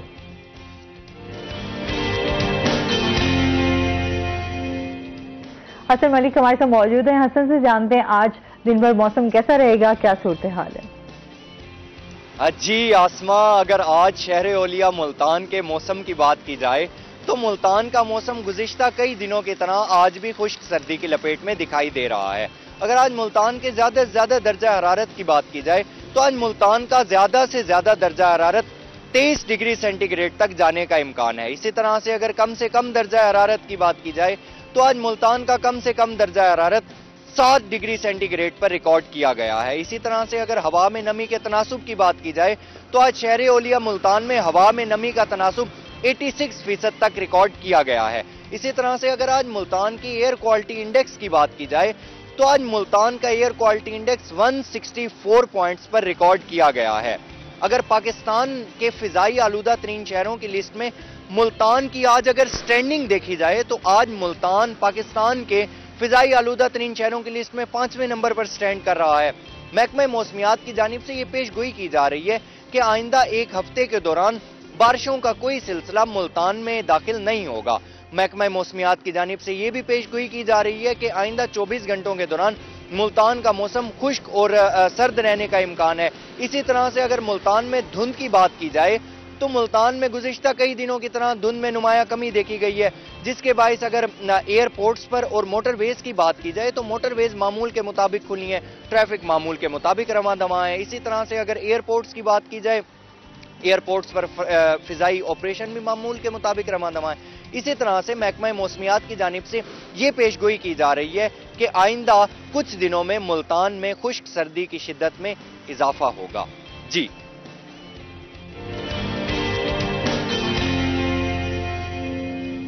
बहुत शुक्रिया हसन मलिक आपका। अच्छा, जिस तरह मौसम क्योंकि चेंज हो रहा है उसी लिहाज से हम थोड़ी सी इस हवाले से भी बात कर लेते हैं कि कौन सी डाइट जो है वो आपके लिए अच्छी रहेंगी आपकी न्यूट्रिशन के हवाले से भी, क्योंकि हमने समोसे पर तो बात की कि कितनी कैलोरीज जो हैं वो आपको इसमें मिल सकती हैं या कुछ चीज़ें जो आपको आपकी सेहत के लिए मुज़र हैं उनका इस्तेमाल कम किया जाए। क्या कहना चाहेंगी, कैसी हेल्दी डाइट, जिस तरह महंगाई का भी दौर है, एक आम बंदा जो है वो बहुत सारी चीज़ें अफोर्ड भी नहीं कर सकता, तो अच्छी और हेल्दी जो डाइट है वो क्या होनी चाहिए? जहां हमने बात की है ना ट्रांस फैट की, सेम एज इट इज़ कि हमारी बॉडी की जो रिक्वायरमेंट है, हमने अपना ओवरऑल कैलोरीज का 15% अगर हम अपना फैट में से ले रहे हैं और हेल्दी फैट ले रहे हैं, ये 15% मैं इस केस में कह रही हूँ अगर पर्सन नॉर्मल है, ठीक है, तो अगर आप अपना 15% सर्विंग साइज के अकॉर्डिंग अपने मेंटेन करते हैं फैट को और उसमें आप पॉलीसैचुरेटेड या अनसैचुरेटेड और मोनो अनसैचुरेटेड फैट्स को रखते हैं, तो आपके लिए वो हेल्दी रहेगा, आपकी बॉडी को भी वार्म करेगा, आपकी बॉडी को स्ट्रेंथन करेगा, आपका ब्रेन का मैकेनिज्म अच्छा होगा, मसल्स को सपोर्ट मिलेगी। और इवन के हमारी अगर मैं प्रेग्नेंट वुमेन्स की बात करूं या हमारे चिल्ड्रंस की बात करूं, चिल्ड्रन ग्रुप की, तो इन सब की ग्रोथ के ऊपर ना बहुत ही पॉजिटिव इंपैक्ट आएगा। अगर जैसे कि आजकल हमारे पास सीजन है तो हम लोग, अगर मैं मिल्क की बात करूं, मिल्क जो है अगर हम होल मिल्क कंसीडर करें विद फुल फैट उसको ले रहे हैं तो वो भी ट्रांस फैट हमें देता है, लेकिन माइनर क्वांटिटी में। तो अगर आप उसको फैट फ्री करके ले रहे हैं और उसका 1 कप से यानी कि 250 ml तक आप डेली बेसिस पे ले लेते हैं, आप जो है वो एग ले लेते हैं, एग हाफ बॉईल करके आप उसको लेते हैं, ना कि उसको अच्छे से फ्राई कर, जैसे कि लोग फ्राई करते हैं और उसकी जो न्यूट्रिशनल वैल्यू है, उसका प्रोटीन लेवल है, उसको डीनेचर करके इस्तेमाल करते हैं। उसकी बजाय अगर आप हाफ बॉईल करके ले रहे हैं, आप लीन मीट ले रहे हैं, आप चिकन ले रहे हैं, आप सैल्मन ले रहे हैं, आप फिश ले रहे हैं, ठीक है, और इसके अलावा हमारे नट्स आ जाते हैं, ठीक है, ये जिनमें ओमेगा 6 ओमेगा 3 रिच क्वांटिटी के अंदर मौजूद है। अगर आप इन सोर्सेज को अपनी डाइट के अंदर इंटेक करते हैं, मैं फिर कह रही हूँ कि बहुत ज्यादा इंटेक करने की जरूरत नहीं है, आप डेली बेसिस पे अपने बजट के अकॉर्डिंग ही चीजों को मैनेज कर सकते हैं। अगर आपके पास एक वीक है और आप अगर एक दिन सिर्फ दूध लेते हैं, अगले दिन आप एग ले लें, उससे अगले दिन आप ड्राई नट्स ले लें, उसके बाद आप फिश ले लें। अमूमन आजकल सर्दियां हैं, हर घर में फिश बन रही होती है, लेकिन बनाने का तरीका क्या कि वही उसको अच्छे से बेसन वगैरह लगाया, फ्राई किया, ठीक है, और आपको मसालेदार चीजें जो है वो ज्यादा आपको अट्रैक्ट कर रही होती हैं। आप उसी को वही अच्छे से गार्लिक, जिंजर, अदरक, लहसुन लगाएं, उसको अच्छे से ग्रिल करें और उसके बाद इनटेक कर लें। सही, आप उसको बॉईल कर लें, आप उसके अंदर होममेड स्पाइसेस ऐड कर लें। आपको दीने के जो है हमारा मिंट है, इसकी सॉसेस बहुत मजे की बन जाती हैं, नेचुरल होती हैं, घर में बनती हैं, आप इसको इंटेक कर सकते हो। फिर वो लोग जो हमारे पास हाइपरटेंशन या कार्डियोवास्कुलर का इशू लेकर भी आते हैं, तो ये उनके लिए भी सेफ हो जाता है। मतलब हमारे पास इस टाइम विटामिन सी इन रिच पे है, लाइक माल्टा मौसमी विटामिन सी का बहुत अच्छा सोर्स है। तो अगर आप अपना फिश का इंटेक ज्यादा भी करते हैं तो साथ आप उसके विटामिन सी लेते हैं, तो आपकी एब्जॉर्प्शन अच्छी हो जाती है। सर्दियों का ये अब्जॉर्प्शन लेवल आपकी बॉडी में स्टोर होता है, फैट जो है ये हमारी बॉडी में स्टोर होते हैं, हमारी बॉडी में स्टोर होने के बाद हमें स्ट्रेंथ दिखते हैं, और इवन के ये हमारे वेट लॉस की रीजन भी बन जाते हैं। सही, क्योंकि जब आप ये लेते हैं तो आप कार्ब्स कम इनटेक करते हैं, ठीक है, मेटाबोलाइजेशन होती है, आपकी कार्ब्स ऑलरेडी बॉडी से जो है वो एक्सक्रीट हो चुके हुए होते हैं, आपके जो फैट्स हैं वो आपकी बॉडी के अंदर जाके मैकेनिज्म इनहेंस होता है और वो आपका वेट जो है वो भी लूज होना शुरू हो जाता है, स्किन आपकी अच्छी होनी शुरू हो जाती है। स्किन एलर्जीज रहती हैं जिन लोगों को पूरी गर्मियां, वो देखते हैं कि सर्दियों में उनकी स्किन बेहतर होनी शुरू हो रही होती है, वो जो इचिंग हो रही होती है, उसकी रीजन यही होती है कि हमारी जो सोर्सेज है ओमेगा 6 ओमेगा 3 वाली, वो इसी फूड में है जो सर्दियों में अल्लाह ताला ने हमें दिया है। बट लेकिन जो भी है वो नेचुरली लेने की कोशिश करें, जैसे नट सीड्स हो गए हैं हमारे पास, कैनोला अगर आप लेते हैं तो आप सीड्स की फॉर्म में डायरेक्ट एक्सट्रैक्ट करा के उसको यूज करें। ऑलिव ऑयल या ऑलिव सीड्स का यूज जो है वो सर्दियों में जरूर करें। अच्छा, जिस तरह हाफ बॉइल्ड एग का भी ये कहा गया और उसका अगर आपने उसको फ्राई करके भी खाना है तो उसमें आप क्या समझती हैं कितनी ग़िज़ाइयत जो है वो रह जाती है अगर हम जिस तरह ऑमलेट वगैरह बना लेते हैं उसमें? देखिए, हमारा अगर एक एग की बात, मैं होल एग की बात करूं जिसको हम हाफ बॉइल करते हैं ना, तो ये हमें एटलीस्ट 75 कैलोरीज देता है, जो कि मैक्सिमम सोर्स होता है प्रोटीन का, ठीक है, एज वेल एज साथ उसके अंदर हम कहते हैं कि इसके अंदर कैल्शियम का लेवल माइक्रोन्यूट्रिएंट्स में ज्यादा होता है। जब आप इसको पैन में डालते हैं और पैन में डालने के बाद इसको हीट मिलती है तो वो जो यॉक होती है ना प्रोटीन, वो डीनेचर हो जाती है, ठीक है, वो एंजाइम्स हैं जो इस तरीके से लॉक हुए हुए होते हैं, ठीक है, वो ब्रेक हो जाते हैं। जब वो ब्रेक हो गए तो फिर आपकी बॉडी में वो जस्ट लाइक ऐसे है कि आपने कुछ एक्स्ट्रा खा के अपना पेट भर लिया है, बट अदरवाइज वो आपको बेनिफिट नहीं देता, और फिर आप कॉन्स्टिपेशन जैसे इश्यूज और हाई ब्लड प्रेशर इन चीजों का शिकार हो जाते हैं। लेकिन वही अगर आप एक ले रहे हैं, वीकली 2 ले लें, मतलब आई नो डेट कि अभी ये भी है कि अंडा भी बहुत महंगा हो चुका है, लेकिन एक अंडा भी एक समोसे जितना है। अगर 40 का समोसा है तो 40 का अंडा भी है, ठीक है। तो जहां आपने हफ्ते में 2 समोसे खाने हैं, ठीक है, वहां आप 2 अंडे खा लें। अगर आप डेली समोसे खा रहे हैं तो अगर आप 4 दिन समोसे भी खा रहे हैं तो भाई हफ्ते में 2 दिन आप अंडे को साथ जो है रिप्लेस कर लें, उस दिन आप उसका इंटेक ना करें। ये है कि समोसे को कम करके अब अच्छी और हेल्दी डाइट की तरफ आए। अभी बड़े नखरे में आ गया है, 40 रुपए तक चला गया वो भी। हाँ, तो हम लोगों की दिन ब दिन महंगाई में जिस तरह इजाफा होता जा रहा है, जिस तरह अक्सर आप भी सब्जियों फलों के रेट्स बता रहे होते हैं, तो आपके घर की हांडी जो आपकी 500 रुपए में या 200 पहले होता था, खैर वो तो टाइम भी गुजर गया, 500 में तैयार होती थी, उसके बाद अब जो है आपकी घर की सिर्फ सब्जी जो है ना वो 2000 के करीब जाके आपकी जो है ना वो घर का कह रहे थे चिकन या मटन आपने जाके वो 2000 की हांडी बनती थी। अब आपकी सब्जियां जो है वो इस रेट सब्जियां भी बहुत ऊपर चली गई हैं। हाँ, पहले गोश्त जो है वो 200 में 250 मिल रहा था, अब सिर्फ हरी मिर्च 200-250 किलो में मिल रही है। लेकिन ना इसमें ये चीज भी है, हमारे पास अक्सर कैंप में औरतें आती हैं तो वो कहेंगी कि हम बहुत बुजुर्ग सी और ऐसी पुअर फैमिली से बिलोंग करने वाले, वो कहते हैं हम समोसा खा सकते हैं डॉक्टर साहिबा, बाकी आप हमें दवाई बता दें। तो भाई आप जो इन्वेस्टमेंट दवाई पे कर सकते हैं तो क्या वो समोसा छोड़ के आप अपनी सब्जी पे नहीं कर सकते? क्योंकि देखें बात समोसे की नहीं है, बात आपके नान टिक्के की भी नहीं है। अगर आपको नहीं कुछ मिल रहा, आप अल्टरनेटिव उस तरफ चले भी गए तो बाकी क्यों नहीं चीजें मिल रही? आप सैलेड का अगर 1 प्लेट काट लेते हैं, ठीक है, आज भी अगर आप उसी मिकदार में गाजर मूली भी ले लेते हैं और एक आप गाजर 1 मूली काट के अगर आप खाते हैं, ठीक है, तो वो आपका एक बाउल से पेट भर जाता है और काफी देर तक आपकी एपिटाइट कंट्रोल रहती है।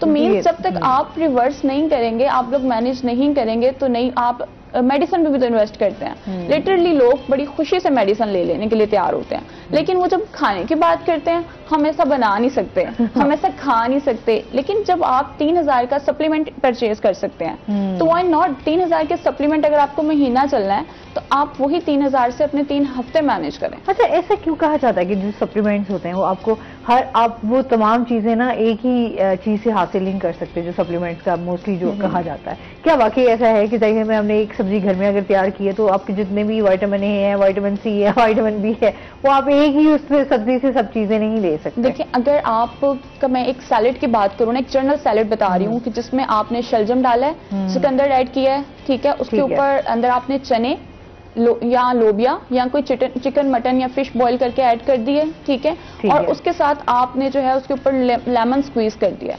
ऑलमोस्ट आपके सारे न्यूट्रिएंट्स उस सैलेड के अंदर चले गए हैं। सही। पर क्यों कहा जाता है कि वो चीज आप सप्लीमेंट से ले लेते हैं? क्योंकि आप डेली बेसिस पे खा नहीं रहे। आप क्या करते हैं, सुबह दोपहर शाम रोटी सालन, ना सैलेड है बीच में, ना फ्रूट्स है बीच में। अब माइक्रो न्यूट्रिएंट्स तो हमें वहीं से मिलने थे, सही, जो आप ले ही नहीं रहे, इस वजह से फिर वो स्विच करवा के आप जो है सप्लीमेंट की तरफ मूव करते हैं। वैसे बिल्कुल हमने बहुत सारी चीजों का आज आपने वैसे क्लियर किया और हमारे व्यूअर्स तक भी जो है वो अवेयरनेस पहुंची। बहुत शुक्रिया, बहुत अच्छा लगा, आप हमारे शो का हिस्सा बनी। शकील आपका भी बहुत शुक्रिया। और इसके साथ ही नाज़रीन अभी हमने जाना है ब्रेक पे, हमारे साथ रहिएगा। जब हम ब्रेक से वापस आएंगे तो हमारे से कुछ और गेस्ट मौजूद होंगे।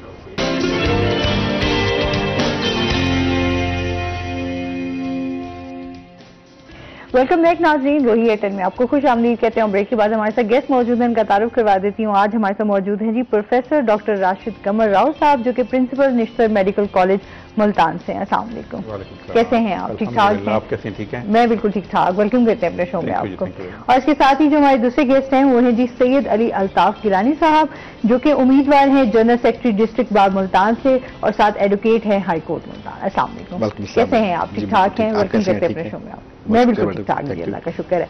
अच्छा जी, आज हम बात करेंगे, डॉक्टर साहब से बात होगी कि हम अपनी आंखों का ख्याल कैसे रख सकते हैं। जिस तरह अभी मौसम चेंज है, स्मोक की सूरत हाल है, उस पर आंखों के क्या असरात हो सकते हैं, किस तरह क्या एहतियाती तदबीर इख्तियार करनी चाहिए, आंखों के क्या क्या मसाइल हैं, इस पर बात होगी। और साथ जो है अल्ताफ साहब से जानेंगे कि इलेक्शन की क्या सूरत हाल है, क्या तैयारियां चल रही हैं, इस हवाले से बात होगी। सर क्या हाल चाल है? ठीक ठाक है माशाल्लाह। अच्छा, सबसे पहले तो जिस तरह हम आंखों की बात कर रहे हैं, हम अपनी आंखों की हिफाजत कैसे करें, कैसे ख्याल रखें?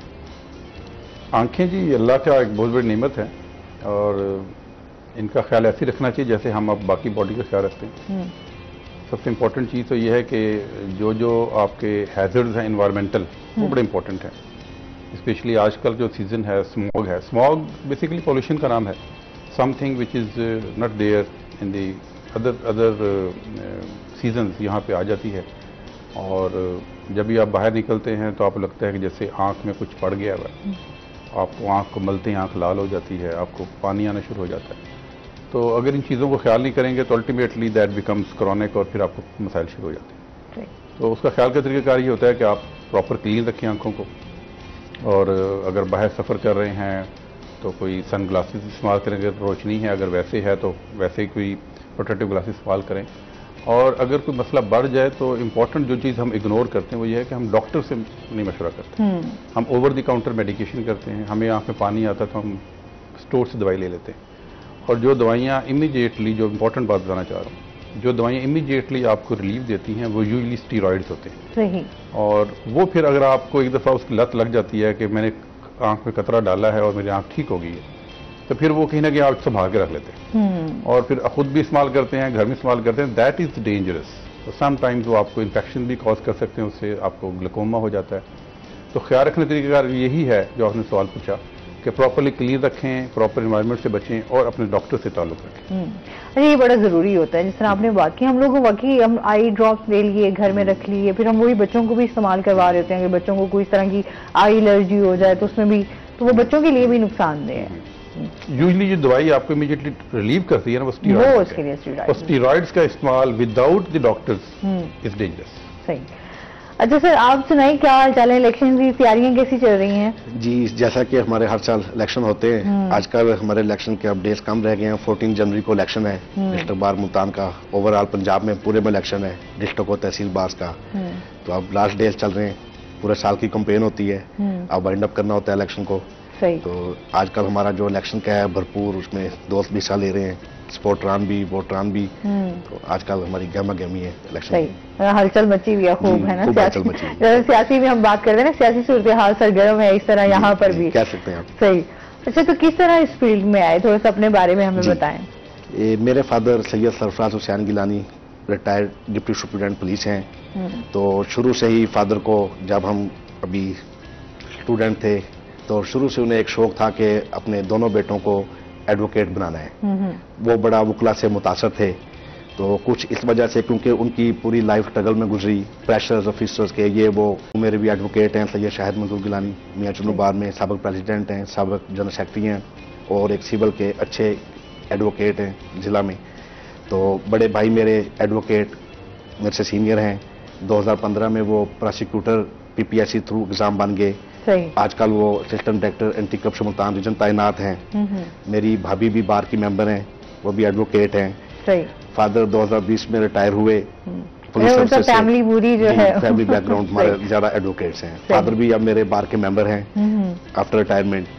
तो शुरू से एक वाला साहब को था कि बेटों को एडवोकेट बनाना है। फिर हमें भी कुछ शौक था, मुझे भी, बड़े भाई को भी। तो भी एक, ताकि एडवोकेट बन के जिनकी हम हेल्प कर सकें, मजलूम अवाम की आवाज़ बन सकें, जिनके लिए कोई नहीं खड़ा होता उनके साथ खड़े हो सकें। इस वजह से इस प्रोफेशन का इंतखाब किया। सही। तो आपका क्या मंशूर है इस इलेक्शंस के हवाले से? जी, बेसिक इलेक्शन में आने का मकसद ये है कि मेरा तल्लक जिस चैम्बर से है, मैं जस्टिस अल्ताफ इब्राहिम कुरैशी साहब के चैम्बर से हूँ। वो भी मेंबर पंजाब बार कौंसल रहे हैं। मेरे उस्ताद चौधरी उमर यार साहब general secretary high court bar रहे हैं। तो शुरू से एक होता है कि जो वकला की आवाज़ जो हम बन के ऊपर अदारों तक पहुंचा सकें, जो वकला को दरपेश मसाइल हैं, ताकि उनके लिए हम आवाज़ उठा सकें, उनके लिए आसानियां पैदा कर सकें। मेरा इलेक्शन में आने का मकसद, क्योंकि शुरू से ही एक घर से तरबियत ऐसी थी कि प्रोफेशन में जाना है, मजलूमों की खिदमत करनी है, अपने प्रोफेशन को सपोर्ट करना है। तो इस चीज़ को देखते हुए, क्योंकि हम भी हर साल अपने सीनियर्स का, दोस्तों का इलेक्शन कंटेस्ट करते हैं, तो ग्रुप ने, मेरे उस्ताद कराम ने मेहरबानी की, उन्होंने मेरा नाम एज ए कैंडिडेट पुट किया कि आप एनर्जेटिक हैं, आप एक बेहतर नुमाइंदा बन सकते हैं मुंतखब होके, और ताकि आप वकला की आवाज़ उठा सके। सही। अच्छा, इसके साथ साथ भी आपसे मजीद भी जानूंगी सर, जिस तरह बहुत सारे लोगों को एनक लगा दी जाती है उनकी नजर कमजोर होने के बाद, और उसके बाद बहुत सारे लोग इस चीज का फिर एहतियात नहीं करते और एनक उतार देते हैं, उसके क्या नुकसान हैं? देखिए, आप दो क्वेश्चन कर रही हैं। एक तो है कि ऐनक खुद उतार देते हैं, वो तो इट्स अ बैड हैबिट, क्योंकि ऐनक का ताल्लुक आपकी विजन से है। अगर आपको नज़र साफ नहीं आ रहा तो आपको लोग ऐनक लगा देते, लोग नहीं, डॉक्टर ऐनक लगाता है। अगर डोंट यूज दी ग्लासेस तो ज़ाहिर आपको नज़र कम आता है। जब नज़र कम आएगा तो इट्स ए स्ट्रेसफुल कंडीशन। तो दूसरा जो क्वेश्चन है, शायद वो आप ये करना चाह रहे थे कि लोग ऐनक उतरवा भी लेते हैं कि they don't want to wear spectacles. ये हमारा एक नया ट्रेंड है, बल्कि ट्रेंड की अच्छी बात है ये। अच्छा, अब जिस तरह जदीद टेक्नोलॉजी भी आ रही है, आंखों का इलाज भी जो है उससे किया जा रहा है, तो उसके बाद भी जिस तरह लेजर से जो है, आपने बहुत सारे हम देखते हैं ना कि जी आप लेजर करवाएं और ऐनक से आप निजात पाएं। बिल्कुल, देखें ऐनक एक हैंडीकैप है, बीइंग डॉक्टर हैंडीकैप है, बीइंग स्पोर्ट्समैन हैंडीकैप है, इवन लाइफ में भी हैंडीकैप है। आपको ऐनक ढूंढनी पड़े। बहुत से तो ऐसे नंबर हैं कि आप सुबह उठते हो तो आपको तकलीफ से पहले हाथ मारना पड़ता है कि ऐनक की तरफ फिर देखूं कि किस कौन उठा रहा है मुझे। तो ऐनक उतारने का एक सिस्टम डेवलप हो चुका है, वैसे लैसिक सर्जरी कहते हैं, और इस वक्त दुनिया में बहुत ही ज्यादा पॉपुलर है ये। मोर देन 100 मिलियन लोगों की सर्जरी हो चुकी है। सच ब्यूटीफुल सर्जरी, और कितनी सक्सेसफुल है। उसके कुछ चीजें जो समझनी चाहिए, जो मैं बताना चाह रहा हूँ आपके तौर से। पहली बात तो यह है कि जितने भी लोग ऐनक पहनते हैं वो ऐनक उतरवा सकते हैं, और वो ऐनक उतरती है दूर के लिए। ठीक है। दूसरी बात है कि तमाम लोगों से गुजारिश ही होती है, डोंट गो टू गूगल। लोग गूगल पे चले जाते हैं, गूगल तो फिर हर चीज बता देता है कि जो नहीं भी हो रही हो। तो ऐनक उतारने की प्री रिक्विजिट्स ये हैं कि आप जब भी ऐनक उतरवाना चाहें तो 18 साल से आपकी एज ऊपर होनी चाहिए। ठीक है। और आप जिससे भी उतरवाना चाहते हैं, पहले तो डॉक्टर तलाश करना आपकी सवाबदीद है। You should find a competent doctor. 18 साल के बाद आपको कम से कम 6 महीनों से अटैच रहना चाहिए डॉक्टर के साथ, और हर 2 महीने बाद चेकअप कराना चाहिए। सही। वंस यू फाइंड कि आपका नंबर स्टेबल है, आप बढ़ नहीं रहा, क्योंकि यूजुअली नंबर 18-20 साल बढ़ता रहता है, तो फिर you can get rid of those glasses. वो लैसिक सर्जरी है, बड़ी ही सक्सेसफुल है और बड़ी ही कंफर्टेबल है, और वो सर्जरी से आपकी ऐनक ताहयात उतर जाती है, तब वक्त कोई और मसला न पड़ जाए। ठीक है। और लेकिन आप याद रखिएगा कि एक जो हनीमून पीरियड है वो है 18 to 40। ठीक है। इसमें आप ऐनक के बगैर हो जाते हैं। सही। 40 ईयर्स के बाद आप जैसे भी हों, आपको एक नजदीक ऐनक लगती है। लेकिन जो लोग 37 में उतरवाते हैं उनको 3 साल बाद लग जाएगी नजदीक ऐनक, ऐनक फ्री नहीं रहेंगे वो। लेकिन जो 18 साल का बच्चा है ऐनक उतर जाए, 22 साल में किसने देखा, 22 साल में नई टेक्नोलॉजी आएगी, नजदीक का मसला भी हल हो जाएगा। तो दैट्स अ गुड प्रोसीजर, बड़ा ही अच्छी तरह हम भी मुल्तान में कर रहे हैं, बड़ा अच्छा प्रोसीजर है, सक्सेसफुल है। और मेरा ख्याल है कि हर वो बच्चा जो फिट है, सब लोग फिट भी नहीं होते उसके लिए, याद रखिएगा, एवरीबॉडी इज नॉट फिट, उसका एक प्रॉपर प्रोसीजर है। जो फिट है उनको ऐनक उतरवानी चाहिए। सही। और they life is become very comfortable, good. अच्छा, इसके साथ साथ जिस तरह हम निश्तर हॉस्पिटल की बात करें, क्योंकि हर बंदा जो है वो इतना प्राइवेट इलाज जो है वो अफोर्ड नहीं कर सकता, जिस तरह अभी महंगाई का भी दौर है। निश्तर हॉस्पिटल जो है वो तमाम लोग जो है वो इस तरफ रुख करते हैं। क्या फैसिलिटीज मिल रही हैं आंखों के हवाले से, लोगों को क्या क्या सहूलियात मिल रही हैं, प्लीज इसके बारे में बताइए। अच्छा, निश्तर हॉस्पिटल एक बहुत बड़ा हॉस्पिटल है और ये ड्रेन करता है चारों सूबों को। एक तो मैं बता दूं कि इंशाल्लाह आंखों के हिसाब से बता रहा हूं कि अल्हम्दुलिल्लाह हम अब एक नया इंस्टीट्यूट ऑफ ऑफ्थल्मोलॉजी शुरू कर रहे हैं, 150 बेडेड। वो तकरीबन तमाम सर्विसेज देना शुरू कर देगा नेक्स्ट 3-4 ईयर्स के अंदर, वो अप्रूव हो गया हुआ है। दूसरा, एक निश्तर हॉस्पिटल में जो लोग आते हैं उनको देखना चाहिए कि तो हम उनको हर चीज फ्री ऑफर करते हैं। सही। और उसमें सबसे इंपॉर्टेंट एरिया कैटरेक्ट सर्जरी का है कि हम उनको कैटरेक्ट सर्जरी करते हैं। हमारे पास लेंस फ्री अवेलेबल है, तमाम दवाइयाँ फ्री अवेलेबल हैं, और जो भी लोग जिनको मोतिया है उनको हम कैटरेक्ट के लिए हमारे पास आए, हमको इंशाल्लाह करें। हमारे एक बता दूं आपको मैं कि आपका जो निश्तर हॉस्पिटल के थिएटर्स हैं, ऑपरेशन थिएटर्स हैं, जो इक्विपमेंट है, वो आपको प्राइवेट सेक्टर में नहीं मिलेंगे। सही। बिल्कुल आला क्वालिटी के हैं और बिल्कुल अपडेटेड इंस्ट्रूमेंट हमारे पास है। सेकेंडली, जो इंपॉर्टेंट एरिया वो है रेटिना का। रेटिना जो पिछला पर्दा है उस पर शुगर के असरात होते हैं, उसमें ब्लीडिंग हो जाती है, पर्दा उखड़ जाता है। अब ये सर्जरी कॉस्ट करती है privately more than 2 lakh, 2.5 lakh, 3 lakh रुपए। ये हम फ्री ऑफ कॉस्ट करते हैं। अच्छा, पेशेंट जिसको भी पर्दे का मसला हो, और बहुत से लोग चूंकि प्राइवेट सेक्टर में जाते हैं पहले यूजुअली, और उनको रेफर लाहौर करते हैं। तो मैं बताना चाहता हूं कि जिसको रेटिना की सर्जरी का मसला है वो they should come to Nishtar.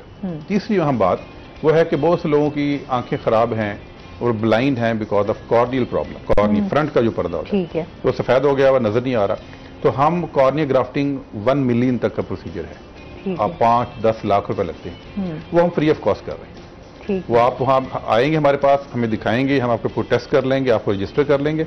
Registration के बाद हमारे पास फ्री कॉर्निया आते हैं। हमारे जो अपने डॉक्टर्स हैं जो भीतर के पढ़े हुए हैं लेकिन अमेरिका में काम कर रहे हैं, उनके अपनी तंजीम है, स्पेशली N24 एक बैच था जो वो उसके बैच के बहुत से डॉक्टर हैं, डॉक्टर शाहिद साहब हैं, डॉक्टर तस्लीम साहब हैं, इन लोगों ने ये हमें फ्री कॉर्नी भेजते हैं। ये 1 कॉर्नी कॉस्ट यू अराउंड $1000।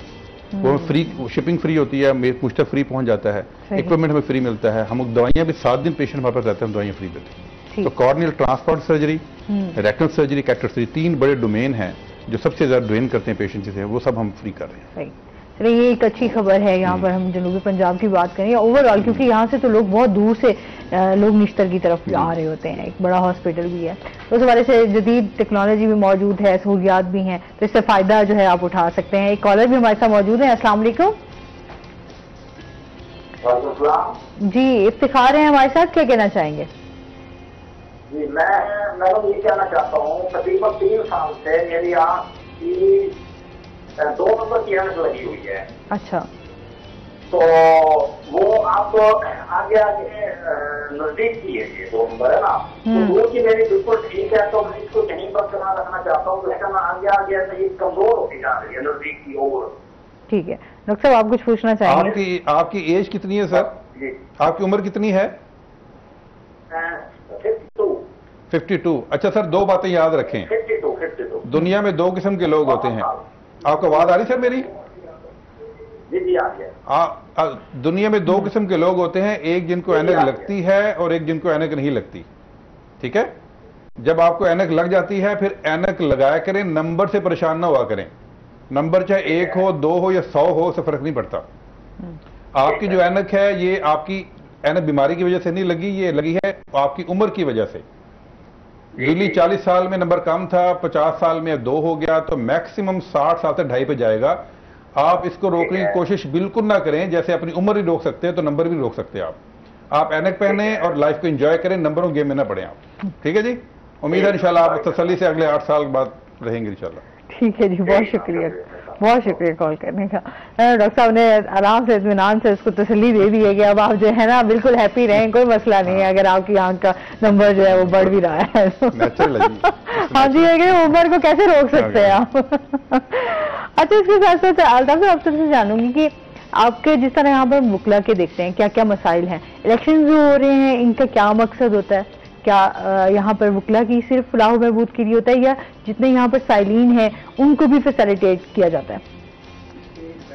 वकला की फलाह बहबूद के लिए भी और साइलिन के लिए भी, दोनों के लिए ही होता है। ऐसे होता है कि जब हम कोई भी कैंडिडेट या इस मैदान में आते हैं, सबसे पहले तो वो खिदमत के जज्बे से आते हैं। वो एक पूरी इंसानियत का ही होता है, वो वकला हो या आम आदमी हो, सबके लिए जज्बा एक यही होता है कि हम खिदमत करें, कुछ सर्व करें, आने वाले दोस्तों के लिए, क्लाइंट्स के लिए, सबके लिए आसानियां पैदा करें या ऐसा एक एनवायरनमेंट पैदा करें जिसमें उन्हें मुश्किलात कम पेश आए। अब उसमें हमारी कोशिश ये होती है, मेरी इंशाअल्लाह ताला, मुझे अल्लाह ताला कामयाब जब करेगा, एक है हमारा यंगस्टर को प्रमोट करना।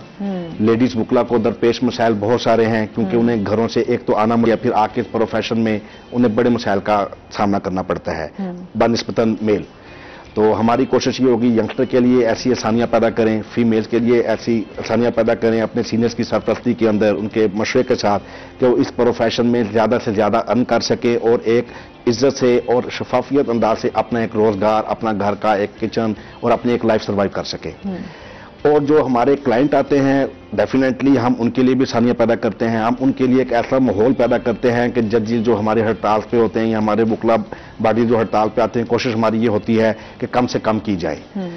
जब कोई ऐसा इशू आए, जिस तरह अब नाउ डेज एक चल रहा है इशू मीडिया पे भी, लाहौर का चीफ साहब का और एक हमारे मेंबर पंजाब बार राना आसिफ साहब हैं उनका, तो उसमें भी आप देखा होगा काफी सारी हड़ताल रही। उसमें सबसे ज्यादा फेस वकला को तो माशी तौर पे करना पड़ता है, लेकिन उसके लिए साइलिन को भी बहुत ज्यादा करना पड़ता है। बिल्कुल ऐसे ही है। असल हमारा मकसद नुमाइंदगी अच्छे आने का, अच्छे दोस्तों का जो आते हैं या हम ग्रुप देते हैं काइंड, मकसद यही होता है कि आसानी पैदा हो। एक क्लाइंट जब घर से दूर से चल के आता है, उसका कम से कम केस फैसला जो भी हो, वो तो एक मेरिट पे होना है, उसका केस सुना जाए और जल्दी उसकी समाअत हो, ताकि उसका जो भी फैसला, जो भी जिस पार्टी का जो रिलीफ मिलता है उसे मिले। हमारी कोशिश ये होगी इंशाल्लाह ताला हमारा ग्रुप कामयाब होता है तो आने वाले साइलिन के लिए, अपने वकला बरादरी के लिए इंशाल्लाह आसानियां पैदा करेंगे। अच्छा, जिस तरह अभी हड़तालों का सिलसिला जारी रहा उसमें वाकई साइलिन को बहुत ज्यादा जो है वो इस तकलीफ का सामना करना पड़ा, क्योंकि जाहिर बात है हम यहाँ पर देखते हैं हमारे केसेस की तादाद में दिन ब दिन इजाफा ही होता जा रहा है, कमी नहीं दिखाई देती। उस हवाले से लोग बहुत दूर से आते हैं, सुबह का अगर वो यहाँ पर आते हैं तो उनको रात यहीं तक हो जाती है। इस हवाले से क्या कहना चाहेंगे आप? इसमें अब दूर के जो है ना मामला, वो तो अब हाई कोर्ट में जो केसेस होते हैं ज्यादा वो होते हैं कि आपकी, क्योंकि जुरिडिक्शन जो हाई कोर्ट की वो ज्यादा है, जितनी तहसील हैं, डिस्ट्रिक्ट हैं, हाई कोर्ट जिनके अंडर आती है वो बात करते हैं। जो हमारा डिस्ट्रिक्ट बार मुल्तान का है इसमें वही केसेस समाप्त होते हैं जो इस लोकेलिटी के होते हैं। बाकी क्लाइंट तो सफर करता है, उसे जहां से भी आना पड़े उसी उस दिन अपनी रोजगार छोड़ना पड़ता है। अगर वो कहीं जॉब करता है उसकी जॉब डिस्टर्ब होती है, उसका पूरा दिन जाता है।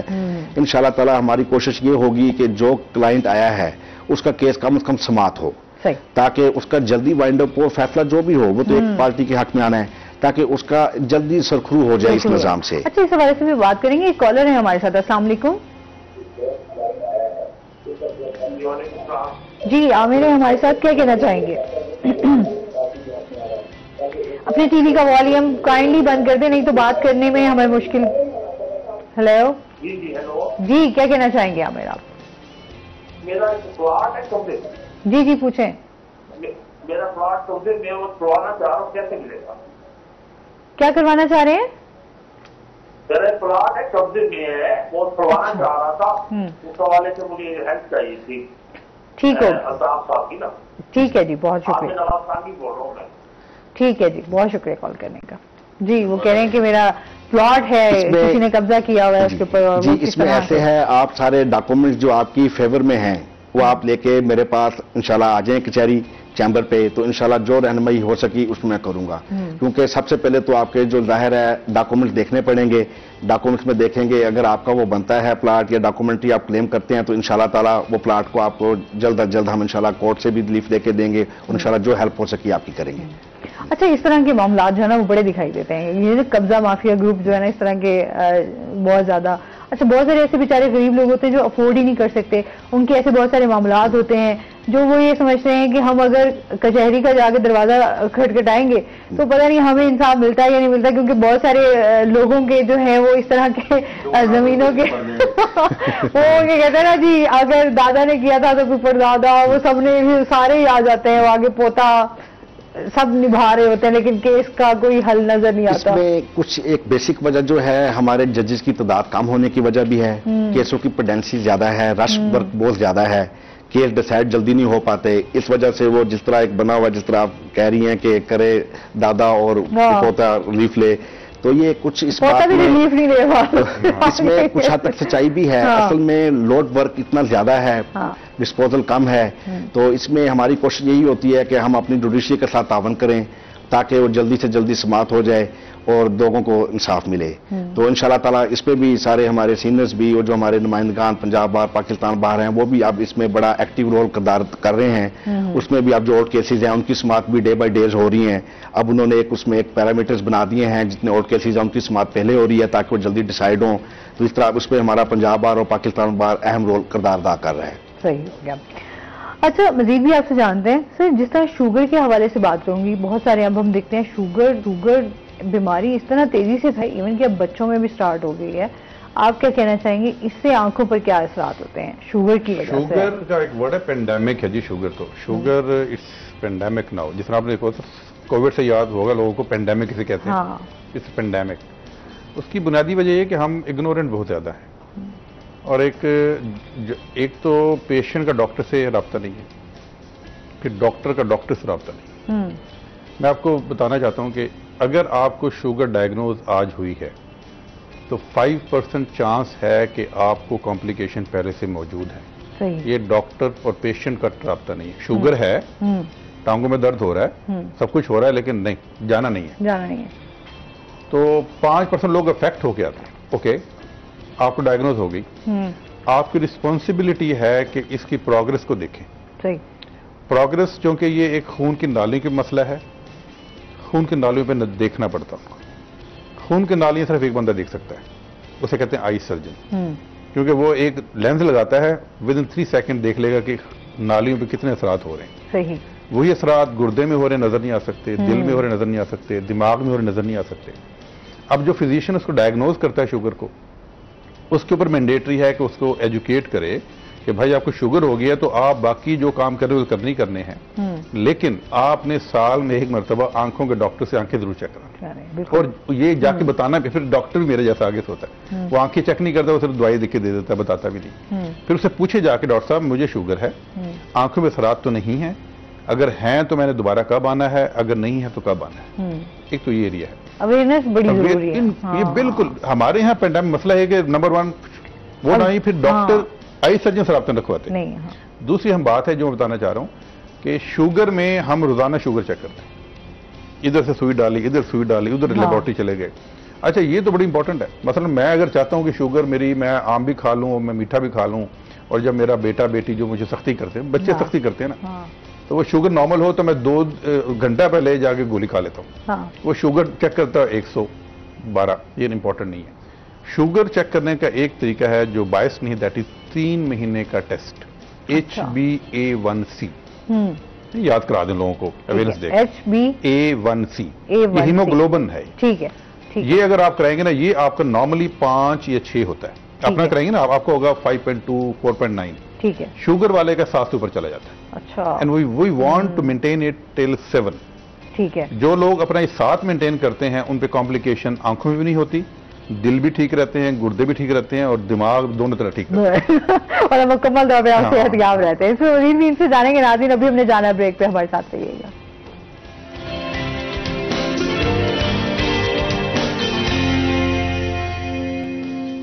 वेलकम बैक नाज़रीन, रोही एटन में आपको खुश आमदीद कहते हैं। अच्छा, से शुगर के हवाले से हमारी बात हो रही थी, तो क्या एहतियात करनी चाहिए इनको? देखें, आप 2 बातें हैं ना, एक तो आपने शुगर से कैसे बचना है, ये एहतियात तो शायद मैं ना बता पाऊँ, क्योंकि मतलब आंखों के हवाले से हाँ, एहतियात ये है कि 3 लेवल के ऊपर एहतियात है। ठीक, पहली एहतियात ये है कि आपका अपना जो बॉडी है उसको मेंटेन करें, दैट रिक्वायर्स गुड हेल्थ। आपकी आदत होनी चाहिए, अपनी जो ईटिंग हैबिट्स चेंज करनी चाहिए आपको। दूसरा, आपको अपनी जो है ना एक्सरसाइज या वॉक डालनी चाहिए। तीसरी बात है वो है कि डॉक्टर के मशवरे अमल करना चाहिए, और जो डॉक्टर का मशवरा है उसमें 2 डॉक्टर्स इन्वॉल्व करने चाहिए हर बंदे को जो शुगर है जिसको। 1 इज फिजिशियन और second 1 is the eye surgeon. ठीक, क्योंकि आई सर्जन पर ये लोग तब आते हैं जब उनकी आई इफेक्ट होती है, और इफेक्ट होने से 4 महीने साल पहले इशारे देना शुरू करती है कि मैं इफेक्ट हो रही हूँ, मुझे बचा लो। And that is should be trained by the physician. Physician को चाहिए कि पहले उसको बताया कि भी आपने साल में मुआयना करना है, और जब उसकी आंखें इफेक्ट हो जाती हैं, फिर हमारे पास प्रॉब्लम ये आता है कि हमें आजकल जो रिसेंट ट्रीटमेंट है वो इंजेक्शन थेरेपी है। सही। और एक OCT, एक लफ्ज बोल रहा दोबारा मैं, जिसने HbA1c बोला मैंने, OCT है। ये OCT जरूर होना चाहिए। एक टेस्ट है जैसे आंख के पर्दे का स्कैन है। अच्छा, हमारे यहाँ 90% ट्रीटमेंट शुगर के आंखों पे असरात का OCT के बगैर हो रहा है। वो ऐसी है कि मेरे गन है और मैं समझूं कि वहां पे चूहा है तो मैं हर जगह मार दूंगा, कहीं मारी जाएगा। That's blind game, you must be well directed. तो आपको OCT कराना चाहिए। और जो दूसरा फियर है वो इंजेक्शन का है। ठीक है, वो लोग इंजेक्शन के नाम से भाग जाते हैं। उनको बताना चाहता हूं कि आजकल लेजर हम नहीं करते, लेजर नहीं करते। लेजर तब करते हैं, उसकी खास इंडिकेशंस हैं इंजेक्शन के बाद। ठीक हो गया। अब हाँ, कोई कॉन्सेप्ट चाह रहा है, जो लेजर कराते हैं इंजेक्शन नहीं लगाते। लेजर से वो आंख का पर्दा जलाना पड़ता है। लेजर मीन कि जो हम लेजर लगा दी वो जल गया, खत्म। इंजेक्शन मीन कि आपका पूरा पर्दा प्रिजर्व हो जाता है। ठीक है, तो इंजेक्शन थेरेपी आ गई है, वो हर महीने एक लगता है। उसमें दूसरा प्रॉब्लम ये आता है, एक इंजेक्शन लगे हुए समझते हैं कि ये डिस्प्रिन खा ली, दर्द खत्म हो गया, ठीक हो गया। नहीं, ये इंजेक्शन थेरेपी हर महीने में 1 महीने में लगती है, उसमें गैप नहीं डालना चाहिए। अगर ये गैप नहीं डालेंगे, इंजेक्शन लगते रहेंगे और OCT होता रहेगा और आई डॉक्टर से कांटेक्ट में रहेंगे, तो मैं उनसे गारंटी देता हूं कि आंख शुगर आपको ब्लाइंड नहीं कर सकती। सही। आप ब्लाइंड खुद होते हैं। नंबर 1, प्रॉपर अपना मैनेज नहीं करते, वेट कम नहीं करते, स्मोकिंग नहीं छोड़ते, ये चरगे कढ़ाई नहीं छोड़ते। होंगे ना इलेक्शन जीतन गए, चरगे कढ़ाई चलन गया, तो उसमें शुगर वाले सबसे ज्यादा कौन खाएगा? शुगर वाले जो होगा ना, लॉयर। अच्छा, शुगर के पेशेंट्स को मैंने हमेशा सर देखा हुआ, जाहिर सी खाने पीने के मामले, जाहिर सी बात है, एकदम से आप खाना पीना आप खाने वाले हो और आप पता चले आपको शुगर हो गया, उसके बाद आपको हर चीज से हाथ रोकना पड़ जाता है, स्पेशली मीठे से और बहुत से। तो वो नहीं कंट्रोल कर पाते कहीं ना कहीं। मैं अपने पेशेंट से कहता हूँ कि आपने खा के बहुत देख लिया, हाँ, अब ना खा के देखिए, ना खा के देखिए, नया तजुर्बा शुरू करें कि ना खा के। आप शादी में गए हैं, दावत ऐसे नहीं कर रही। आप शादी में गए, आपने वहां गए, चुप करके वहां से सैलेड उठाया और उठा के एक आपने मुंह में डाला, कच्चा खाते रहे और लोग चरगे खा रहे हैं, तो आप क्यों एंजॉय करें उनको, लोग खाते एंजॉय करें। अच्छा चले, मैं आपको देखने आया हुआ। हाँ जी, हाँ, कैसे लोग एंजॉय द पीपल। जो है आप बड़े होते हैं, अपने बच्चों को ग्रो होता देखते हैं, तो जब शुगर हो जाए तो फिर लोगों को खाता देखते एंजॉय क्या करें, उनको खिलाया करें, लेकिन खुद अपना हाथ रोकें। सही, ये अच्छी बात है। अच्छी हेल्दी जो डाइट है वो आपको हमेशा सेहतमंद भी रखती है। इस हवाले से शुगर के बड़े नुकसानात भी तो है ना, हम लोग जब नहीं, ब्लाइंडिंग डिजीज दैट मेक्स, देखिए हम जब दुआ करते हैं ना, अल्लाह ताला हमें किसी को मोहताज ना करे, ये शुगर आपको मोहताज करती है। अच्छा, शुगर में फिर सर्जरी करना मुश्किल हो जाता है क्या? ये लोग बहुत सारे इस बात पे आते हैं, जैसा देखें आंखों की ऑपरेशन करवाएंगे तो कुछ और हो जाएगा, कुछ इस तरह की बातें सारी इतनी सोफिस्टिकेटेड सर्जरी। देखें जी, आपको मैं बता, आपकी लेसिस सर्जरी की बात की, एनक उतरती है, that takes 2.5 minutes, no injection, no पट्टी, नो टीका, आपने कतरे डालने 2.5 मिनट में आपकी एनक उतर जाएगी। 2.5 मिनट। कैटेट सर्जरी, मोती का ऑपरेशन, लेंस डालना होता है, दैट टेक्स 3.5 मिनट्स। कोई टांका लगता, कोई टीका लगता, कतरे डालते हैं, उसको अंदर सक करके लेंस डाल देते, 3-3.5 मिनट। सफेद मोतिया, अच्छा, काला मोतिया अगर आ जाता है तो फिर उसका? काला मोतिया नहीं होता, वो क्या? काला मोतिया एक मिस टर्म है कि जिसका सफेद मोती चिट्टा होता है तो काला मोतिया काला होता है। हाँ। काला मोतिया is name given to the high pressure in the eye. जैसे आपको ब्लड प्रेशर होता है ना, इस आंख का प्रेशर होता है। सही। जब प्रेशर बढ़ जाता है तो उसे हम कहते हैं ग्लूकोमा, काला मोतिया, नीलवा कहते हैं हमारे सेम में, क्योंकि आपकी आंख में पानी बनता है, दैट मेंटेन्स योर शेप। पानी निकलने का रास्ता भी है, वो रास्ता कहीं ना कहीं बंद होना शुरू हो जाता है, तो बंद होता है तो पानी स्टेज मोर। जब आपको चाहिए 0.31 ml, कितना पानी चाहिए? 0.31 ml, वो 0.34 ml होता है तो आपको प्रेशर बढ़ जाता है। That pressure damages, just like आपने अगर पाइप पे पाँव रख दें तो आगे पाइप पानी नहीं जाता, तो वो आपके सिग्नल ब्रेन तक नहीं जाते। तो नर्व्स होती हैं, और नर्व्स कितनी होती हैं? 12 लाख। 12 लाख वो नर्व्स होती हैं, वो टूटना शुरू करती है। अब देखें कितना देर लगता है टूटने में। जब मेरे पास मरीज अपने 11 लाख और 90,000 तोड़ के आता है तो उसे क्या कहूं, भाई 10 साल से तूने सोचे नहीं तेरा प्रेशर कितना है। तो 12 लाख टूटती हैं तो बंदा अंधा होता है, और टूटती साइडों से है, वो सेंटर बचा रहता है। जब वो टूटती है साइडों में आपको ना ब्लैक डॉट्स आना शुरू हो जाते हैं, इसे वो काला मोती का फील्ड इफेक्ट आ जाते हैं। ठीक है, अच्छा, इसमें मजीद भी बात करते हैं। सर, आप क्या समझते हैं जो वुकला है उनका आइंदा जो है वो क्या लाहे अमल होगा? वुकला का मैडम, अब जो हमारा ये स्टाइस का इशू चल रहा था, इसमें आंदा का लाहे अमल इसमें तय पाया है।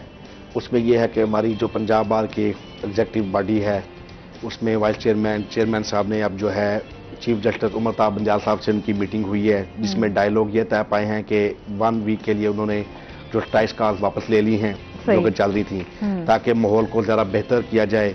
क्योंकि हम जुडिशरी से, हम वुकला या जुडिशरी एक दूसरे से अगर हम उलझें तो इससे नुकसान वुकला का तो है ही है, क्लाइंट्स का बहुत ज़्यादा होता है, माशी उनका जो है। तो अब उसमें 1 वीक है इंशाल्लाह ताला, ये जो 1 वीक के अंदर सारे मामला सॉल्व आउट हो जाएंगे। उसमें यकीन दहानी कराई गई है चीफ जस्टिस ऑफ पाकिस्तान की तरफ से भी, तो इंशाल्लाह उसमें ये अब सारा मामला वो जो है वाइंड अप हो जाएगा। तो उससे फिर अब प्रॉपर आज से तो वैसे स्ट्राई कॉल वापस ले ली गई थी, आज से प्रॉपर वर्क शुरू हो गया कोर्ट्स का भी, तो आगे भी इंशाल्लाह ताला बेहतर करेगा।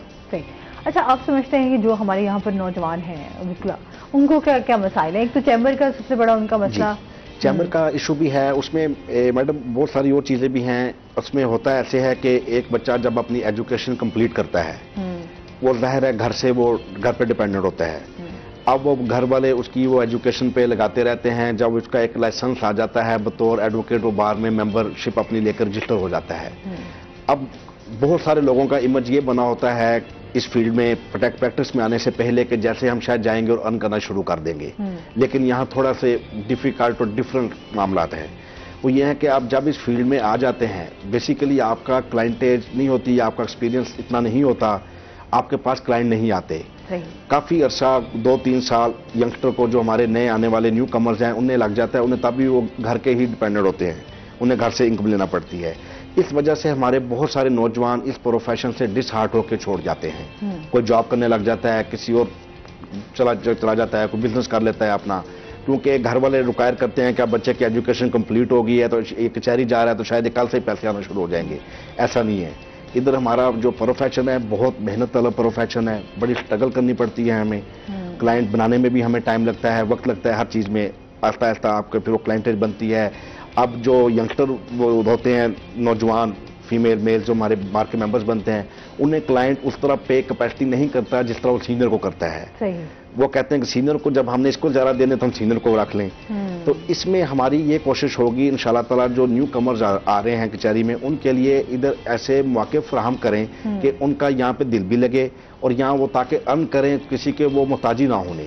उसमें अब ये होगा कि जिस तरह हमारी कंपनीज होती हैं, फैक्ट्रीज हैं, कंपनीज हैं, उसमें उन्हें लीगल एडवाइजर्स हम इंशाल्लाह कोशिश करेंगे कि हम पाकिस्तान बार के तावन से, पंजाब बार के तावन से, कि हर एडवोकेट जो यंगस्टर आते हैं उन्हें किसी न किसी कंपनी की लीगल एडवाइजरी, किसी बैंक की लीगल एडवाइजरी उन्हें लेके दी जाए, ताकि उसका एक हैंडसम अमाउंट उसे एक मिले जिससे वो अपना कचहरी आए, घर से उसे पैसे ना मांगना पड़े। सही। और इसी तरह हमारा एक लोकल कमीशन जो कोर्ट में अब डेली केसेस हमारे सैकड़ों की तादाद में होते हैं, उसमें अब एक लोकल कमीशन एविडेंस ऑक्शंस की एक उसमें हमारा एक है वो कानूनी, उसमें वो पॉइंट करना होता है क्योंकि जज साहबान हर जगह खुद नहीं जा सकते। अच्छा, इस पे बात करते हैं। कॉलर है हमारे साथ। अस्सलाम वालेकुम।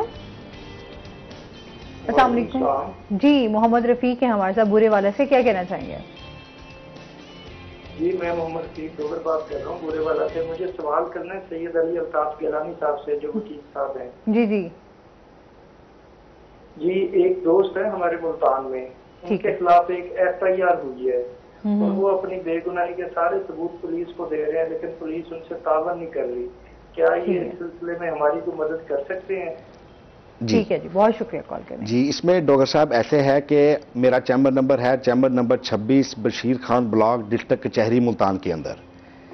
आप मेरे पास तशरीफ ले आए हैं, जो आपके पनाही के डॉक्यूमेंट्स हैं, अगर पुलिस आपसे तावन नहीं कर रही, सबसे पहले तो जो इसका कानूनी तरीकाकार ये है कि आप वहाँ जो DPO आपके हैं, ये सीनियर अथॉरिटीज़ हैं, जो SHO या DSP के अलावा आप उन्हें अप्रोच करें, वहाँ जाके आप अपना उन्हें मौक़िफ़ दें। उसके अलावा अगर वो भी आपका नहीं सुनते तो देन आप मेरे पास आ जाए मुल्तान। इधर हम हाई कोर्ट में एक कानूनी है, हम क्वाशमेंट ऑफ FIR फाइल कर सकते हैं। उसमें ये होता है जो आपकी फेवर में सब चीज़ें हैं डॉक्टर साहब, वो हम उसमें साथ अटैच कर देंगे इंशाल्लाह ताला। अगर वो आप जिस तरह कह रहे हैं कि आपकी फेवर में है, सारे सबूत आपके पास हैं, तो आपकी FIR ख्वाहिश हो जाएगी। ठीक है। या यहाँ से डायरेक्शन हो जाएगी, अगर आपको वो समाप्त नहीं कर रहे कि आपके जो डॉक्यूमेंट्स हैं इनकी रोशनी में आपके फैसला किया जाए। आप जब मर्जी मुल्तान आ सकते हैं। ठीक है जी, इनसे मजीद भी जानेंगे। नाज़रीन, अभी हमने जाना है ब्रेक पे, हमारे साथ रहिएगा।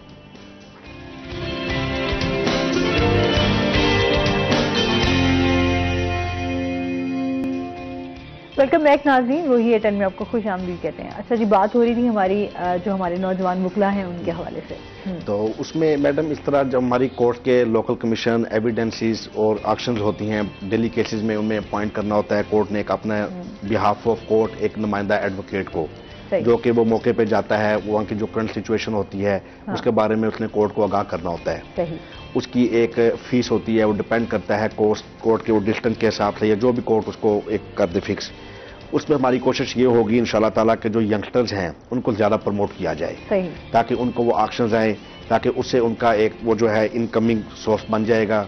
और सेकेंडली जो पार्टीज होती हैं जिसको ज़ाहिर अच्छा ट्रीट करेंगे, जिसके साथ अच्छा कॉपरेट करेंगे, मेरिट पे करेंगे, और वो पार्टी कल को उन्हें अपना कोई और मामला भी होगा तो अप्रोच करेगी। बेसिकली उन्हें एक अपनी क्लाइंटेज बनाने का आसान रास्ता मिल जाएगा और उनकी एक फाइनेंशियली भी हेल्प हो जाएगी। तो इंशाल्लाह ताला इस तरह के बहुत सारे इक़दाम हैं जो आपकी लीगल एडवाइजरीज, ये लोकल कमीशन, इस तरह को इंशाल्लाह कोशिश करके इन सब यंगस्टर को इंशाल्लाह प्रमोट करेंगे।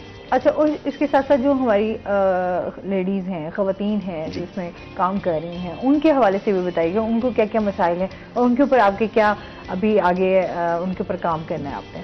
उसमें मैडम जब देखें एक फीमेल कोई भी घर से निकलती है रोजगार के लिए, उसे बहुत सारे मसाइल का सामना करना पड़ता है। सबसे तो पहले उसे अपनी फैमिली को फेस करना पड़ता है, रिलेटिव्स को। फैमिली उसकी तो अपनी एक मजबूरी से निकलते हैं या प्रोफेशन से। तो इसमें इंशाल्लाह ताला हम फीमेल्स के लिए भी इसी तरह ये लोकल कमीशन जो एविडेंसेस हैं, जिस तरह लीगल एडवाइजर्स हैं, उन्हें अच्छे एक पैनल्स पे कोशिश करेंगे लाएंगे ताकि उनको एक अच्छा रोजगार मिल सके। और उनके लिए बहुत ऐसा एक एनवायरनमेंट, सेफ एनवायरनमेंट इंशाल्लाह कचहरी में प्रोवाइड करेंगे, जिसमें हमारे जो नए आने वाली खवातीन मुकला हैं उन्हें यहाँ आने में परेशानी का सामना ना करना पड़े, ताकि वो एज ए जिस तरह हम एक मुकला एक फैमिली होते हैं, इसमें मेल फीमेल का इतना कंसेप्ट नहीं होता, क्योंकि हमारा प्रोफेशन ऐसा है, इसमें हम सब मिलजुल के काम करते हैं। हम भी, हमारा भी वही बराबर हैं, उनका भी वही बराबर है, हम सबके राइट्स भी बराबर हैं। इसमें इंशाल्लाह उनके लिए ऐसा एक सेफ एनवायरनमेंट हम इंशाल्लाह कचहरी में लाएंगे कि जिससे उन्हें आने में झिझक महसूस ना हो, वो कंफर्टली आएँ, अपना यहाँ काम करें और कंफर्टली अपना वापस जा सकें। सही। अच्छा, जो नए आने वाले जिस तरह नौजवान हैं जो पढ़ रहे हैं इस डिग्री की तरफ आप उनको क्या कहना चाहेंगे, क्या मैसेज देना चाहेंगे इस हवाले से? जी, इसमें मेरे जो यंगस्टर दोस्त जो भी इसमें फील्ड में आना चाह रहे हैं, सबसे पहले तो उन्हें मैं कहूँगा कि ये प्रोफेशन कई दोस्त समझते हैं कि ये आसान है।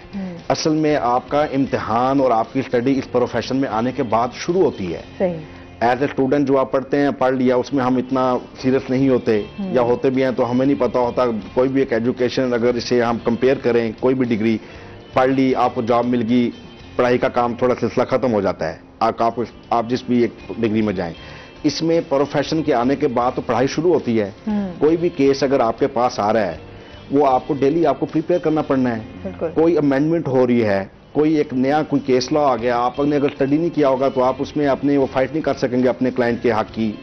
तो इसमें असल मेहनत आने के बाद शुरू होती है। तो मेरे नए आने वाले जो दोस्त हैं, कोलीग्स होंगे और जो यंगस्टर हैं, उन्हें मैं एक ही ये रिक्वेस्ट करूंगा कि वो अभी से ही मेहनत की आदत डालें।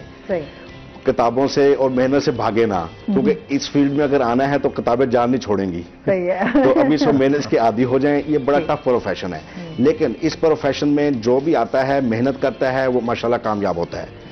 हमारे प्रोफेशन में टॉप इज ऑलवेज एम्प्टी होता है। इसमें आपका एज एक्सपीरियंस माने नहीं रखता। अगर आप मेहनत करते हैं, अपने आप प्रोफेशन से सिंसियर हैं, अपने क्लाइंट से आप कमिटेड हैं, तो आपको अल्लाह ताला उसमें बरकत भी डालता है, क्लाइंटेज में भी इजाफा होता है। इसमें जितनी मेहनत कोई करता है उतनी उसे कामयाबी मिलती है। बिल्कुल ऐसे ही। अच्छा सर, जिस तरह हम मोतिया की बात कर रहे थे, जिस तरह सफेद मोतिया भी आ जाता है, तो खतरनाक कौन सा है ज्यादा मोतिया जो आपकी आई को नुकसान ज्यादा पहुंचाता है? खतरनाक तो इसलिए काला मोतिया है कि that is known as silent killer. आपको पता भी चलता है और आपका डैमेज स्टार्ट हो जाता है। ठीक। That requires again routine examination, जो हम एक कॉन्सेप्ट देते हैं कि आपको ये बचपन से देते हैं स्कूलों से, अब तो वो भी हमारी अवेयरनेस कैंपेन कम होगी। Every person should go to eye consultant once a year, और उसमें बहुत से पैरामीटर्स हैं चेक करने होते हैं। ग्लूकोमा का तो बहुत ज़्यादा है, ये बहुत ज़्यादा अंडर डायग्नोस्ड है। नहीं, ये जिस तरह ये तो हम कहते हैं कुछ एज के बाद ही जिस तरह सफेद मोतिया हो गया, इस तरह आना लोगों का बहुत ज्यादा दोनों आंखों में भी आ जाता है, किसी की एक आंख में आ जाता है। इस तरह की हम चीजें जो है वो बहुत ज्यादा देखते हैं, तो इसमें क्या एहतियात करनी चाहिए? देखिए जी, जो कैटरेक्ट की बात कर रही हैं आप, जी, ये सफेद मोतिया तो देखें, एक तो एज रिलेटेड है ना। ठीक है कि एज होनी है, और वो जो लेंस आपकी आंख में है, मेरी आंख में, आपकी आंख में, दैट बिकम्स कंडेंस्ड। वो तो होना होता है, that takes time, may be 40-50 के बाद स्टार्ट होता है। बाकी मोतिये they are related to certain diseases. आपको चोट लग गई है, आप दवाइयाँ इस्तेमाल कर रहे हैं, आप दवाइयाँ को खा रहे हैं, आपको एलर्जीज हैं, स्टेरॉइड इस्तेमाल कर रहे हैं, आपको कोई आंख में इन्फ्लेमेशन हो गई है, so many reason for that requires again a very continuous contact with the eye doctor. अपने टेस्ट भी कराएं और अपने डॉक्टर से वो जो आई डॉक्टर जिस तरह आप गाइड कर वैसे चलते रहें बस। तो बहुत शुक्रिया, बहुत अच्छा लगा आप हमारे शो का हिस्सा बने और काफी अवेयरनेस हमारे व्यूअर्स तक पहुंची। आपका भी बहुत शुक्रिया, बहुत अच्छा लगा आप हमारे शो का हिस्सा बने, और अल्लाह ताला आपको कामयाब करे ताकि आप वुकला की फलाह बहबूद और जो हमारे साइलिन हैं उनके मसाइल हल कर सकें। और कोई मैसेज देना चाहें डॉक्टर साहब? अल्ताफ साहब ने तो मैसेज दे दिया आपने। मेरा मैसेज तो अपने उसके लिए नहीं है, डॉक्टर्स के लिए। डॉक्टर्स भी हालात तो वही हैं, there is always patients on the top, उनको मेहनत करनी पड़ती है। पेशेंट्स के लिए है कि आप अपना जो आंखों का मुआयना है उसको ईयरली कराया करें। That must be scheduled. जिस तरह आपको शेड्यूल है ना कि आपने ये काम करना है, तो शेड्यूल होना चाहिए। दूसरा, ओवर द काउंटर मेडिकेशन उसका खत्म होना चाहिए कि आप कोई दवाई खुद से मत खरीदें, दैट बिकम्स डेंजरस। बहुत शुक्रिया आप दोनों गेस्ट। और इसके साथ ही नाज़रीन, आज का प्रोग्राम ये पर खत्म हुआ। अपना बहुत सारा ख्याल रखिएगा, दुआओं में याद रखिएगा। इंशाल्लाह जिंदगी ने साथ दिया तो सुबह आपसे फिर मुलाकात होगी। अल्लाह हाफ़िज़।